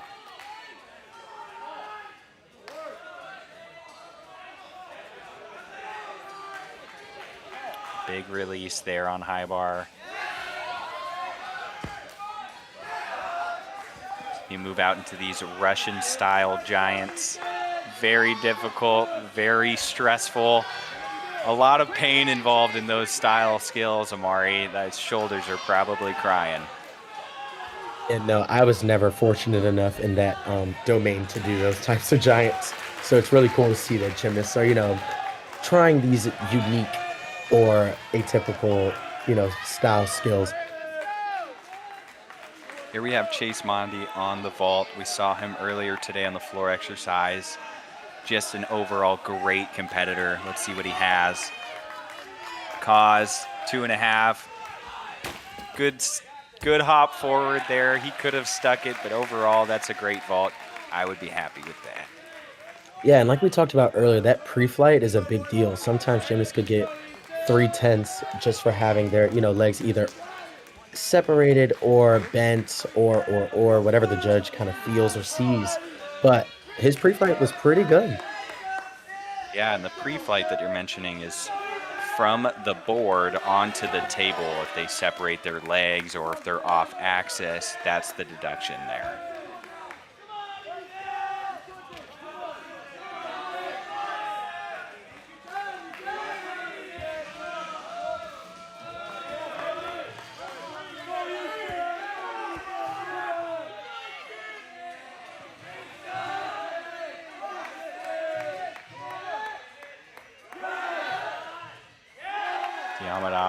A little bit off, but he moved on through the studs. There you see that hand movement. I think he's dealing with the pressure pretty well, though. He had a couple hand movements and, a couple separated legs on a couple skills, but overall he made it work and he, put a good routine in for the books. Good Yuchenko, 2.5 on the vault for Alex Natachi. That's generally going to score higher than the Kazumatsu style vault because there is no pre-flight. You're going backwards onto the table. You're not doing a round-off style entry. So it's generally, again, going to score better. And I think you'll see that come to play here. Yeah, no, I think the Yurchenko style vault is actually coming back a little bit. Like I've seen a lot more gymnasts start to do it. And I don't know if it's because of the, built-in,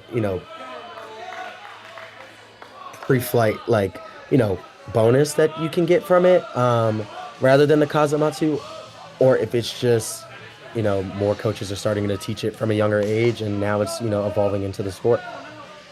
Yeah, I think that's a great thing to mention. I always competed a Yuchenko-style vault, but I was taught at a very young age. So maybe it's happening in those lower junior levels where coaches are starting to figure out that it is a higher scoring vault and teaching it when they're young and they grow up doing it every day and get to the point where it's no different than the other style vaults.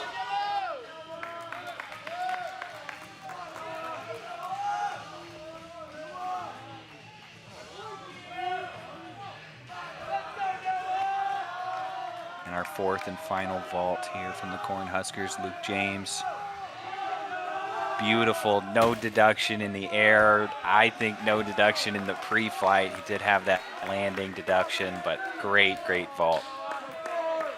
Yeah, no, it was a great vault. Honestly, Nebraska's vault lineup was pretty impressive to have that triple full start and then the 2.5s to finish it off.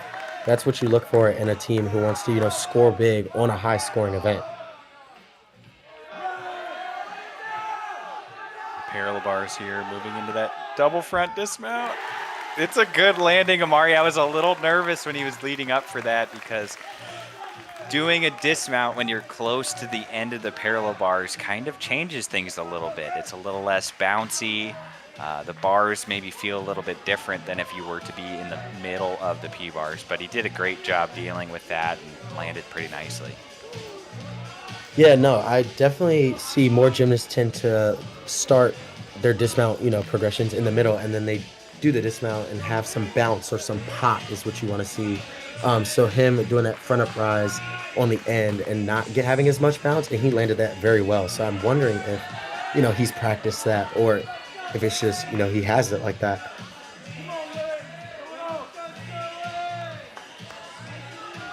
Back on the high bar, it almost looked like he missed the bar there, Amari. Yeah, I wonder if he, his little depth perception was off a little bit. Yeah, it needs to jump a little bit higher.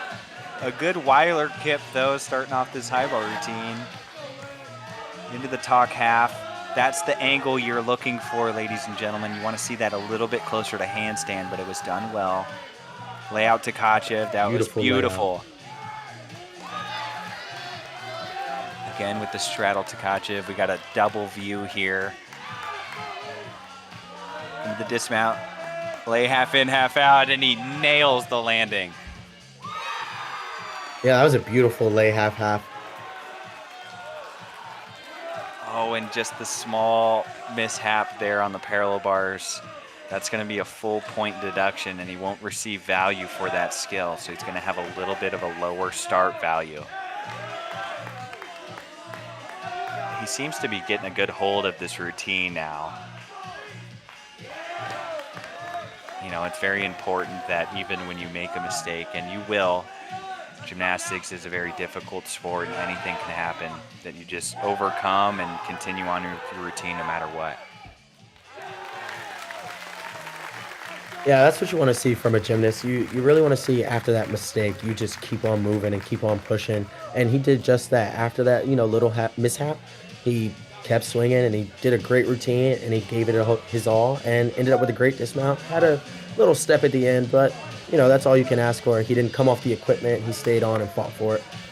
Yeah, you really want to minimize deductions there and definitely minimize a future fall. So though he had one fall, he didn't have two, and that's what you're really hoping for.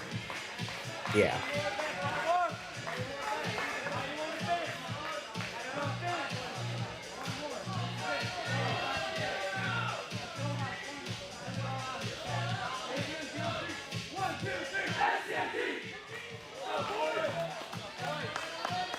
I'm liking the background music we have here, Amari.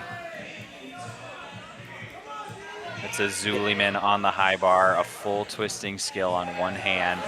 Very difficult to hold on through the bottom of the skill. He did his talk half pretty nicely. A little bit of that angle deduction since he was lower than handstand. But a beautiful Coleman, a double flipping release with a full twist. Again, with the one-arm skill, he's got great grip strength. Into the double-double. Hard to see the landing there, but it was a great dismount. Yeah, he did a lot of, I want to say unconventional skills, but like that Zuliman is definitely a difficult skill. I know you competed at, and I also competed it as well. And every time I got up on the bar to do it, it was always just a little scary. Yeah, it takes a lot of grip strength, and it's a very complicated skill that's really deducted heavily in the sport of men's gymnastics. You have to fully turn and show your back to the ground before you start turning back the other direction. That is very challenging to do.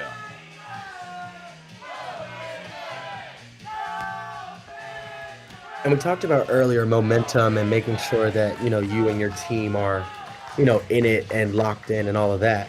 But what you can hear is also Go Big Red, which is a chant from Nebraska.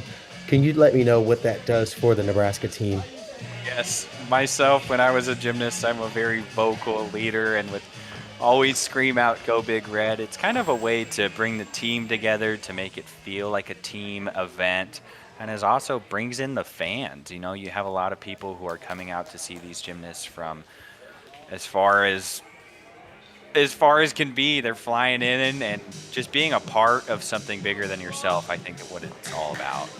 Um, but you have this fifth event coming in. Nebraska is leading the way, 267.1, followed by Simpson with a 253.05, and Greenville 229.25.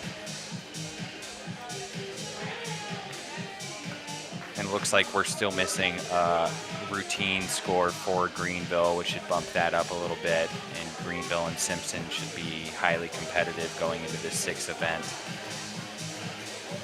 And going into your last event, what's that like? You're exhausted, you're trying to give it your all, but, you still have to, put up a good score. The last event is very important. It's all kind of leading up to this. We say all the time in gymnastics that you're not done until the very last guy has completed their routine. So if you're not competing, you should be cheering on your teammates. If you are competing, you should be focused like it's the very first event.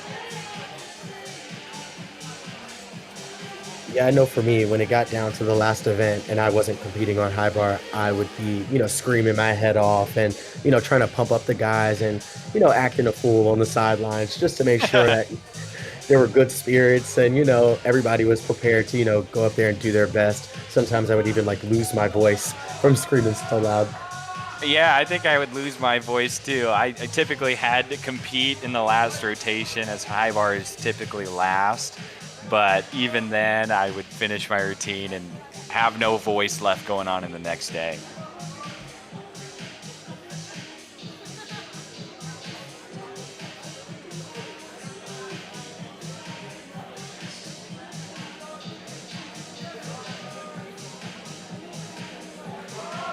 Again, we want to see stuck vaults.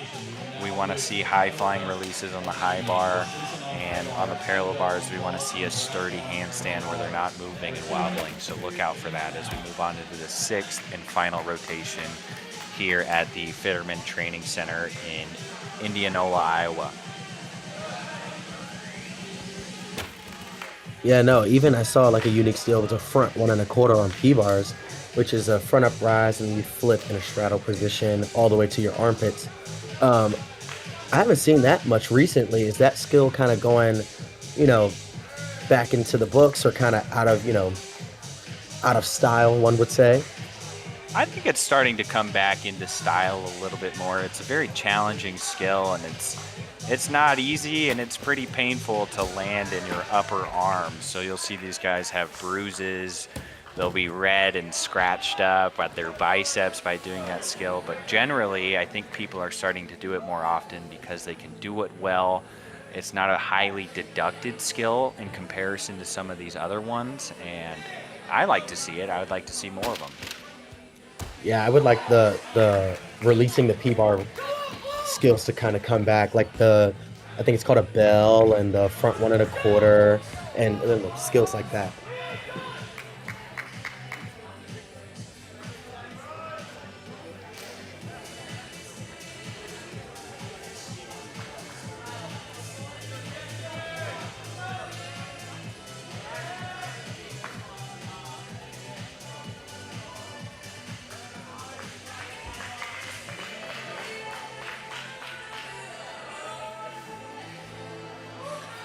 And in gymnastics, when athletes are given the 2-minute one touch, I think it's important for fans to kind of take a look at what they're doing. It gives a little bit of insight into what their routine's going to be like, maybe skills that they're a little bit nervous about, that are newer to the routine. Like on parallel bars, you just saw Alex do a Healy twirl and a giant Diamondov, so you'll likely see that in his routine, and that full and dismount. So it gives good insight into what these athletes are going to be doing, maybe who to look out for, what specific areas that they're nervous about or going to get deducted. And even the judges are watching too. They're looking, oh, this is how that athlete performs that skill. Maybe this is a deduction that I can see coming early on and be ready for. But a great vault there from the Panther. 1 of 4 to go. Yeah, that's really what you want to see starting off the last event, with a good, solid hit that you can take back to the team. And also starting your last event on vault is actually the best way to end a meet, because it's very quick, as opposed to the other events. And so you get done a little bit quicker and you can kind of relax. Yeah, it's also a very high scoring event. So while the Panthers may have a lower score right now, once they finish that vault, which the other teams already have, they're going to really bump up in the rankings.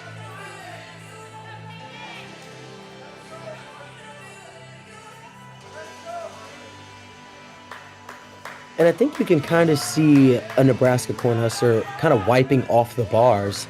Is he trying to get like extra debris off of it, or? There's sometimes just a little bit of built-up extra chalk on the parallel bars that you wipe off. Each athlete has their own preference on how they like the bars to be or what the grip's going to feel like. And the teammates, they know what these athletes want. So you saw Asher there helping out Caden, and looks like he's getting a good grip out of it, so that's all you can ask for. But Caden's moving nicely through this routine. Truly a great competitor. Into the Tapel with pointed toes. Double pike. Oh, goodness. It looks like he almost tripped over the mat. Yeah, it looked like that to me as well. He didn't fall, but on a dismount, your steps can only add up to a full point deduction. And to me, that looked like he took at least a point of deduction. So you could consider that a fall, Amari.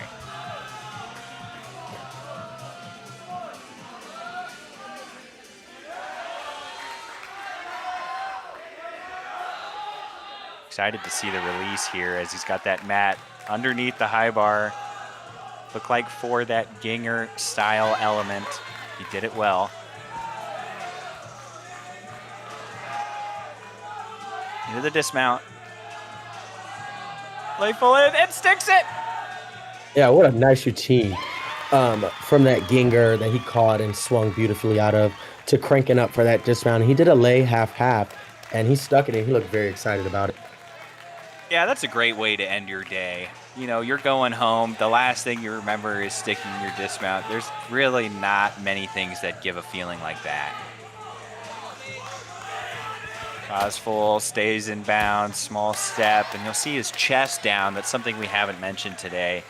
When you're landing a dismount or a pass on the floor exercise, you should have your chest upright, or else you're going to incur deduction for it being down. I think he had a little bit of that chest down when he landed, so he should receive a deduction for that. But overall, it was a great ball.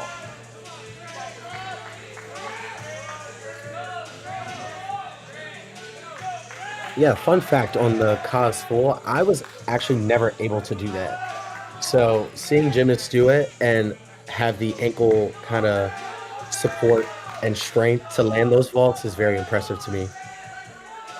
Yeah, sometimes I would say you have to sacrifice your ankle health in order to stick a good cause full.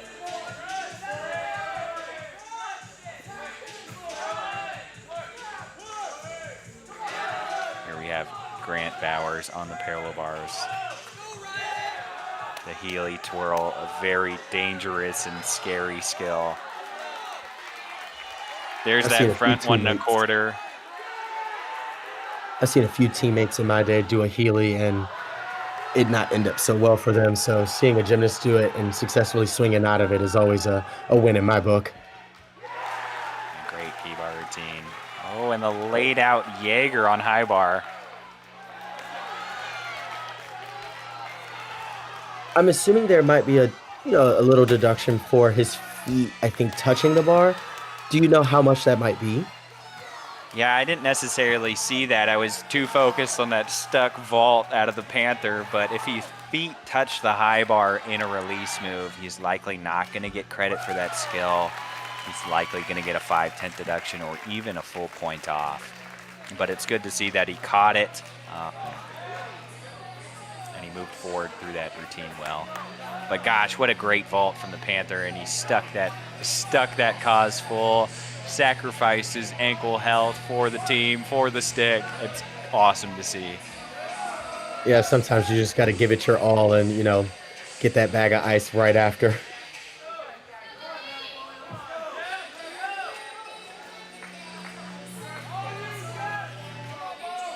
Next up we have, looks like Jack Kritz on the parallel bars. I believe this might be his first time competing this season, the parallel bars. The Cornhuskers like to call him Meatball. I'm not sure why they gave him that nickname, but I do like it. I think we should talk about it.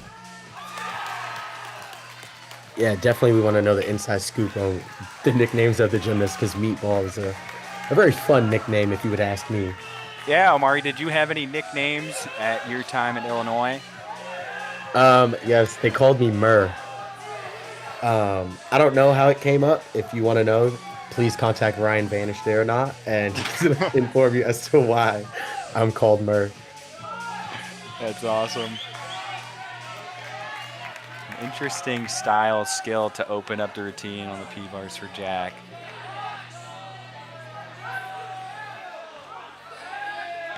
Big release skill coming up on high bar. The talk half to the Ginger. Wow. They're both swinging very well. Front 1 1/4. There's that skill you were talking about, Omari, on the parallel bars.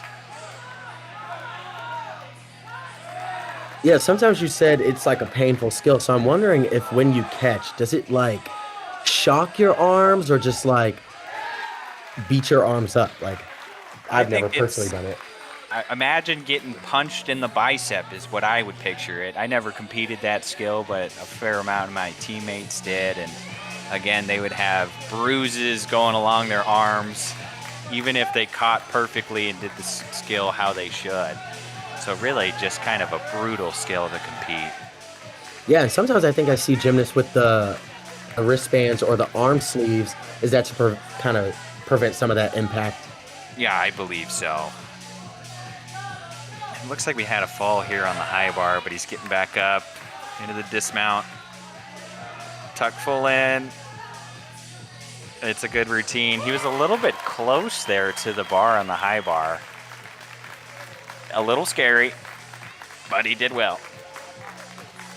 Yeah, you always want to see like a little bit of distance away from the bar, and he had the amplitude, but like you said, he was a little bit close. But I'm glad he landed it safely because sometimes when you get a little close, you can kind of nick the bar and hit your toes a little bit. So overall, I'm glad he did a great dismount, and he almost stuck it. So yeah, good rule of thumb on high bar dismounts is to land in between where the cables are.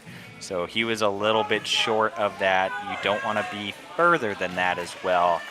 I typically had a bad habit of launching my dismounts out a little bit further than they should have been. But it really depends on the gymnast style, what they're able to do in the air, trying to land, stick the dismount with their chest up. There's kind of a better angle of where you want to land on the high bar. You see where the cable meets the ground on the sides of the bars. That's a good spot to land for a dismount.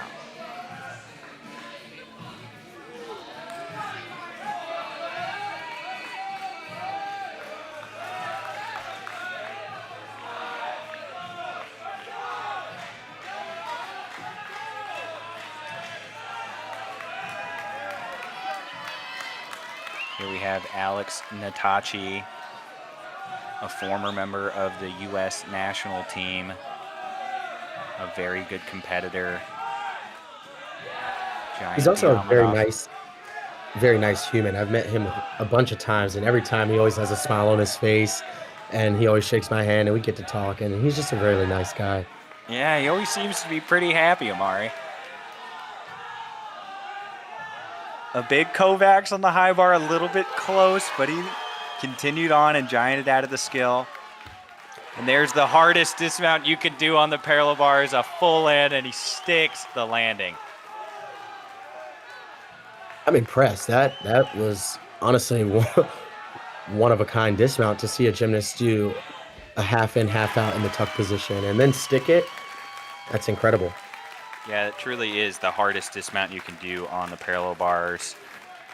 Typically, you only see that maybe at the World Championships or at the Olympics, but Alex is bringing that to collegiate gymnastics, which is awesome to see, and he performs it really well.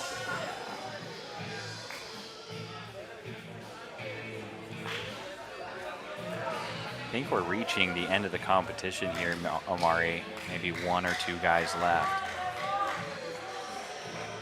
Yeah, I think we're probably going to have the anchor spots, going and showing off their routine and then finishing up the competition and wrapping up for, the results.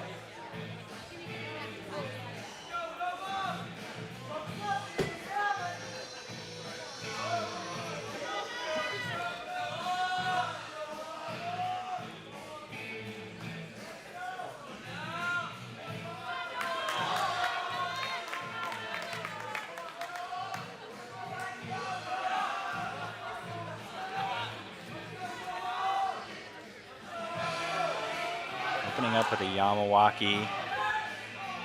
Typically not done very often anymore as it's highly deducted, but he did a very good job in that release move. Yeah, in the new code, did it come out with more kind of rules and regulations regarding angles and things like that? Yeah, you're supposed to have a very straight body as you go over the bar.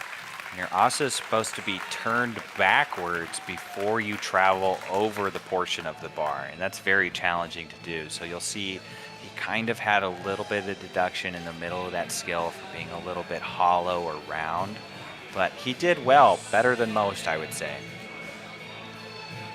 That's always good to see when a skill is done and it's performed well. He also did a double-double dismount, which is also a skill that's coming into, more popularity.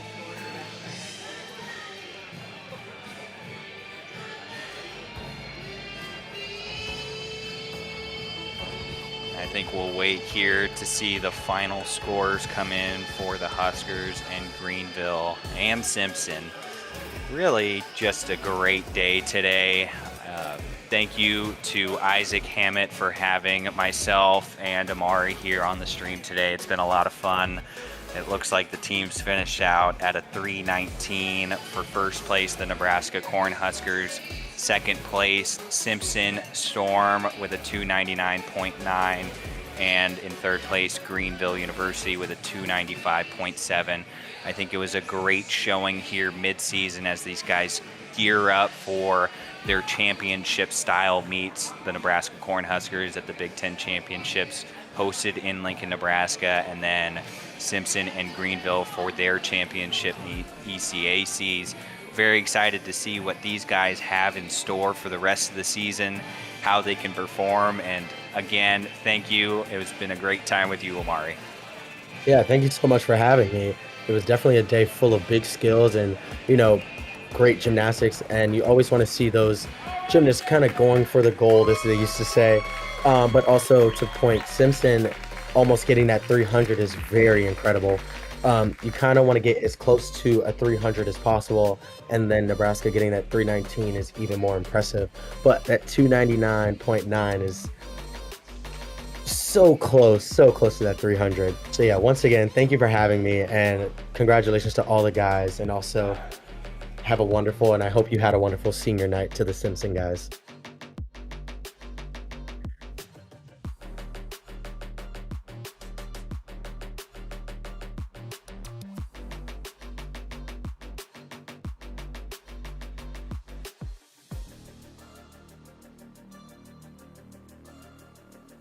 And here we have your event title winners. Chase Mondi with a 13.65 on the floor exercise, bringing home the gold. Ethan Cox following with a 13.55, and Sam Rakita with a 13.35.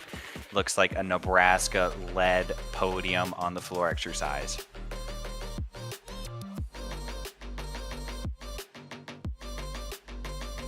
On the pommel horse, we have Nick Tarka coming in with gold, 13.45, followed by Wyatt Reynolds, 13.35, and Caden Clinton in third place with a 13.3. Again, a solid performance out of those top 3 athletes, but as well to the entire competition. Pommel horse is a tricky event, and it's really anyone's game who has their best day.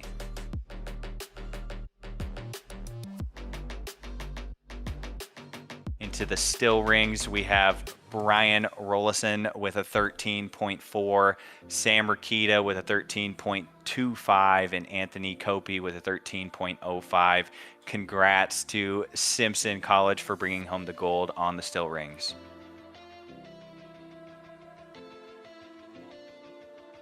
On the vault, we have Braxton Jones. You saw it. We all saw it. That 2.5 stuck cold, 14.4 for the gold.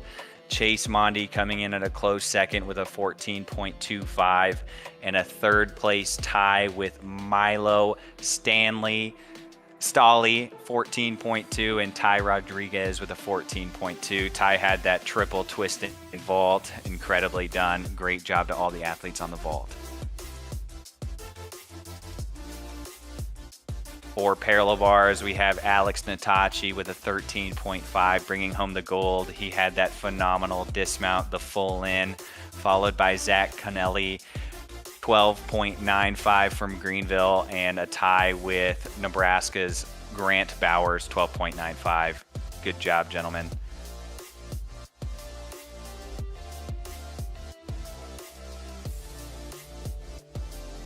And finally, the horizontal bar results. Anthony Copey with a 13.7, bringing home the title, followed by Alex Natachi with a 13.4 and Nick Tarko with a 13.05. A great rotation on high bar for the Cornhuskers as well as for Greenville and Simpson. Really, I want to say thank you again to Isaac Hammett for having me on the stream today. It was an incredible time. I love to stay a part of the sport and be able to cheer these guys on as they do the hardest sport in the world. So thank you. I hope you guys have a safe trip home. If you're home already, have a good night. Thank you.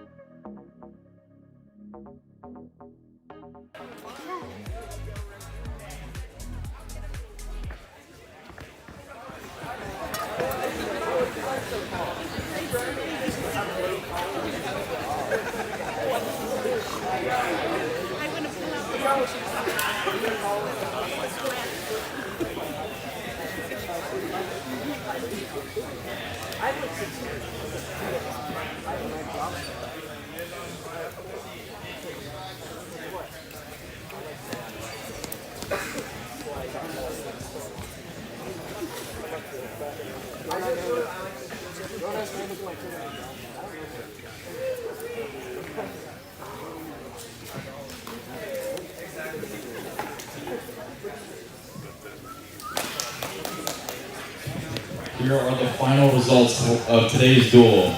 Winning floor with a score of 13.65 from Nebraska, Chase Mondi.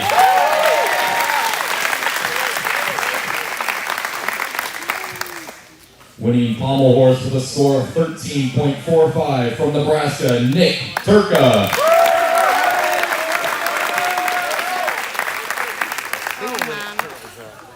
Winning still rings with a score of 13.4 from Simpson, Brian Wilson.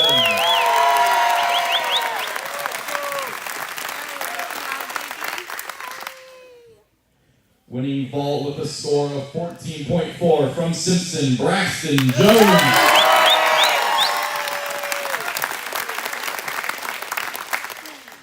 Winning parallel bars with a score of 13.5 from Nebraska, Alex Natashi.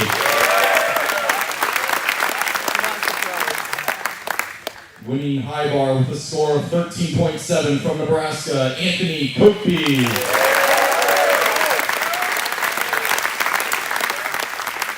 Winning the all-around competition with a score of 73.45 from Greenville, Ryan Barella.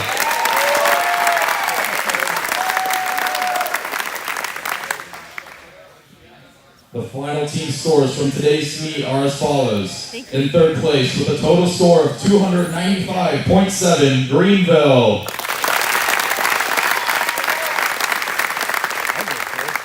In second place with a total score of 300, Simpson College.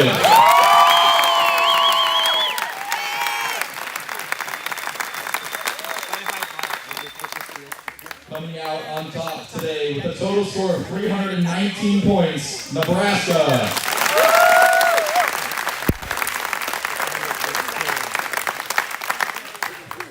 That concludes today's meet and award ceremony. We will proceed with the senior ceremony momentarily.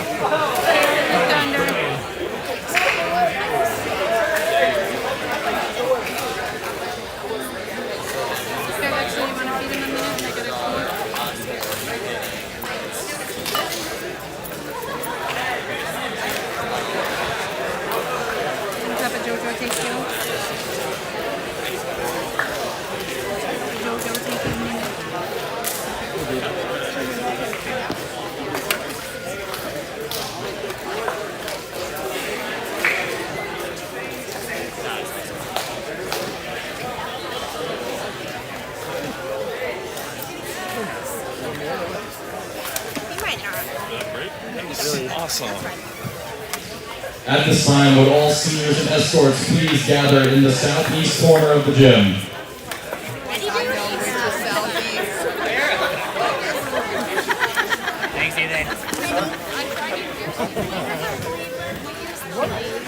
Totally understand.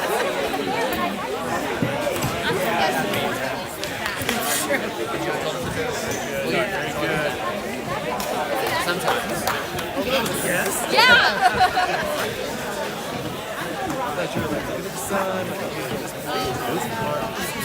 He's had him on all day.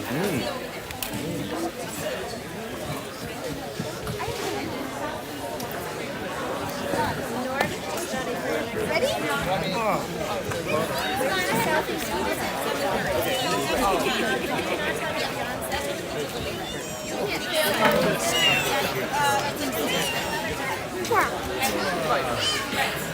Can I speak after in the video one? Okay, so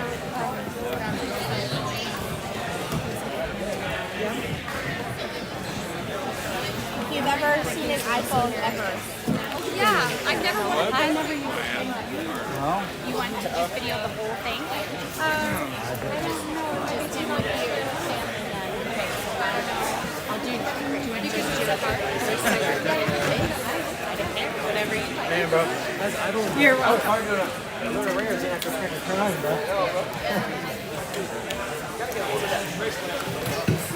It was better.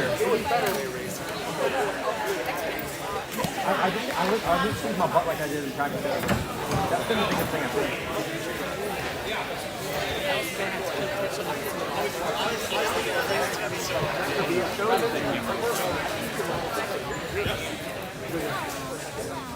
Go over there. Senior, go that way. How do I Christian? There's not better practice than just trying to feel like I did good on TV, not quite as hard as I did, but I did good there. Oh, look at here, Charlie. Man, he's too big. What in the world? Hello, Mr. Hartley. How are you, bud?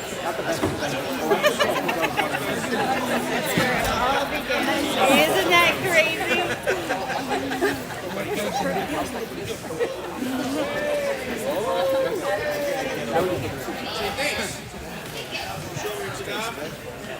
Are we taking this all the way to the bus? I think we're just kind of like just moving in this direction so we can get out of their way for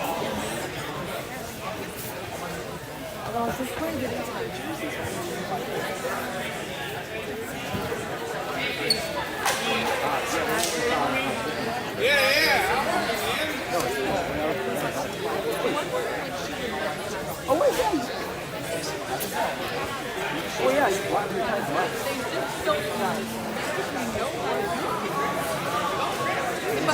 Gotta pick them out for back. Well, I think it would look dumb to get black on black. All right, everyone. Hello. Thank you very, very much for coming to our 2026 inaugural senior night. Let's give these seniors a round of applause. What a fantastic night. Now, I would like to say, obviously, we all hope, of course, Coach Tom to be here, but hope everything goes smoothly with the start.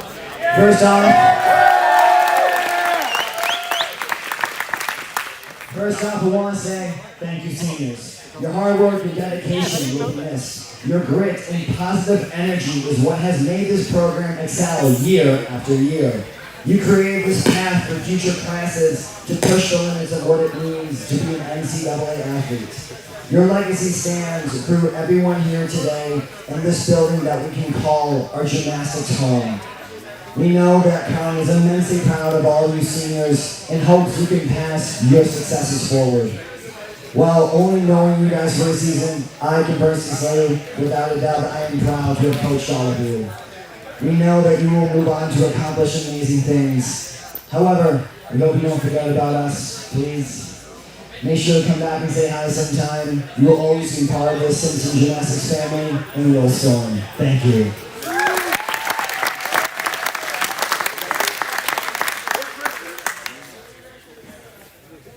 Our first senior is Alex Ketchpole. Alex is joined today by his parents Graham and Susan.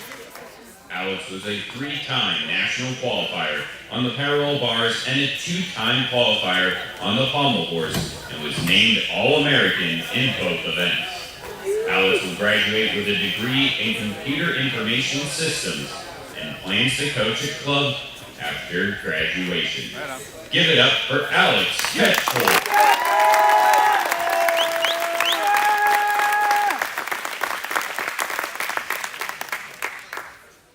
Our next senior is Christopher Duane. Christopher is a native of North Arlington, New Jersey, and is joined today by his parents Rosemary and John. Christopher was a 3-time All-Academic Selection, as well as a 3-time letter winner. He'll be graduating with a degree in physics and plans to attend flight school in New Jersey after graduation. Let's give a round of applause for Christopher Duane.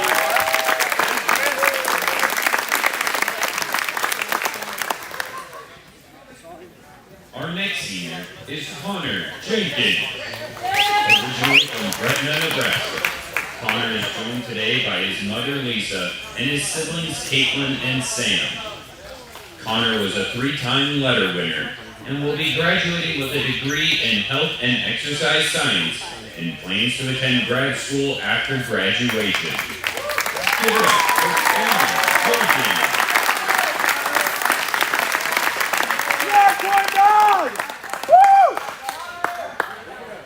Our next senior is Sterling Horizon. Today by his father Michael.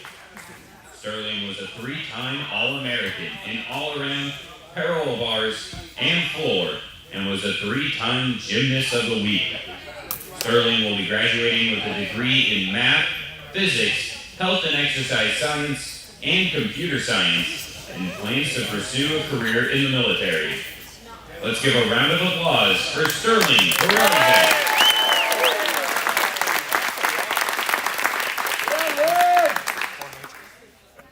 Our next senior is Ethan Sippos.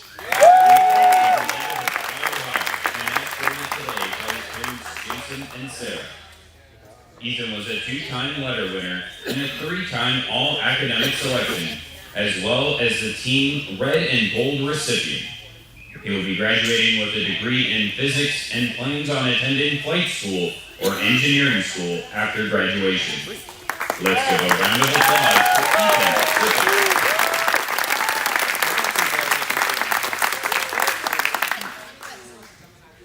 Our next senior is Milo Staley.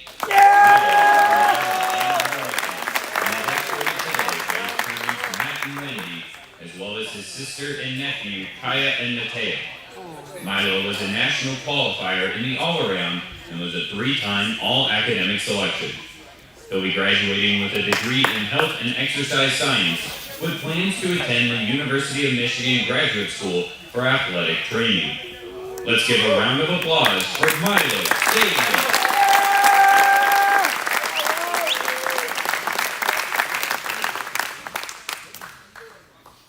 Our final senior is Jake Sweeten.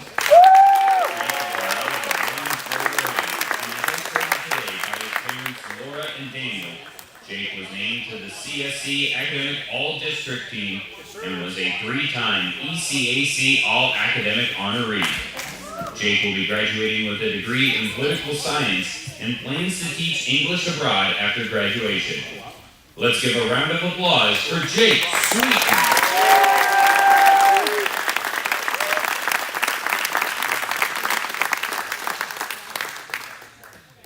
Ladies and gentlemen, your 2026 senior class.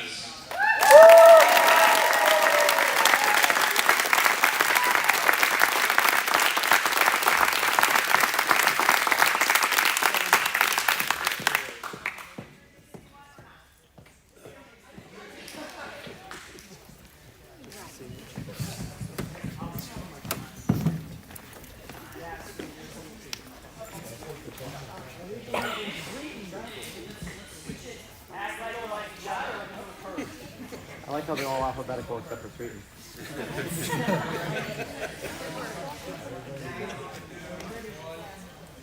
I'm still waiting for my son.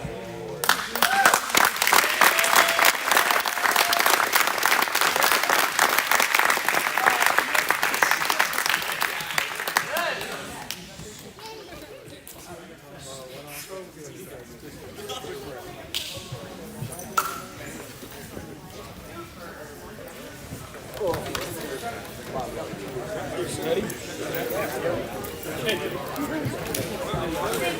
are so welcome. I just did each one individually. You're welcome. Yes. So proud. I know it goes so fast. Get my wallet back. For the first time in 18, 20 years. No, I don't look at email. You made it. 4:45 to 7:45. Is that because Spencer's not going to be there, so we have to go with Eddie? I don't know what it's going to be, but I didn't even see you here. What the heck? Yeah, I was here the whole time. I wasn't paying attention. Obviously. 4:45 Monday. I know, time change. I forgot how hot it is. Oh, Harley. Nice job.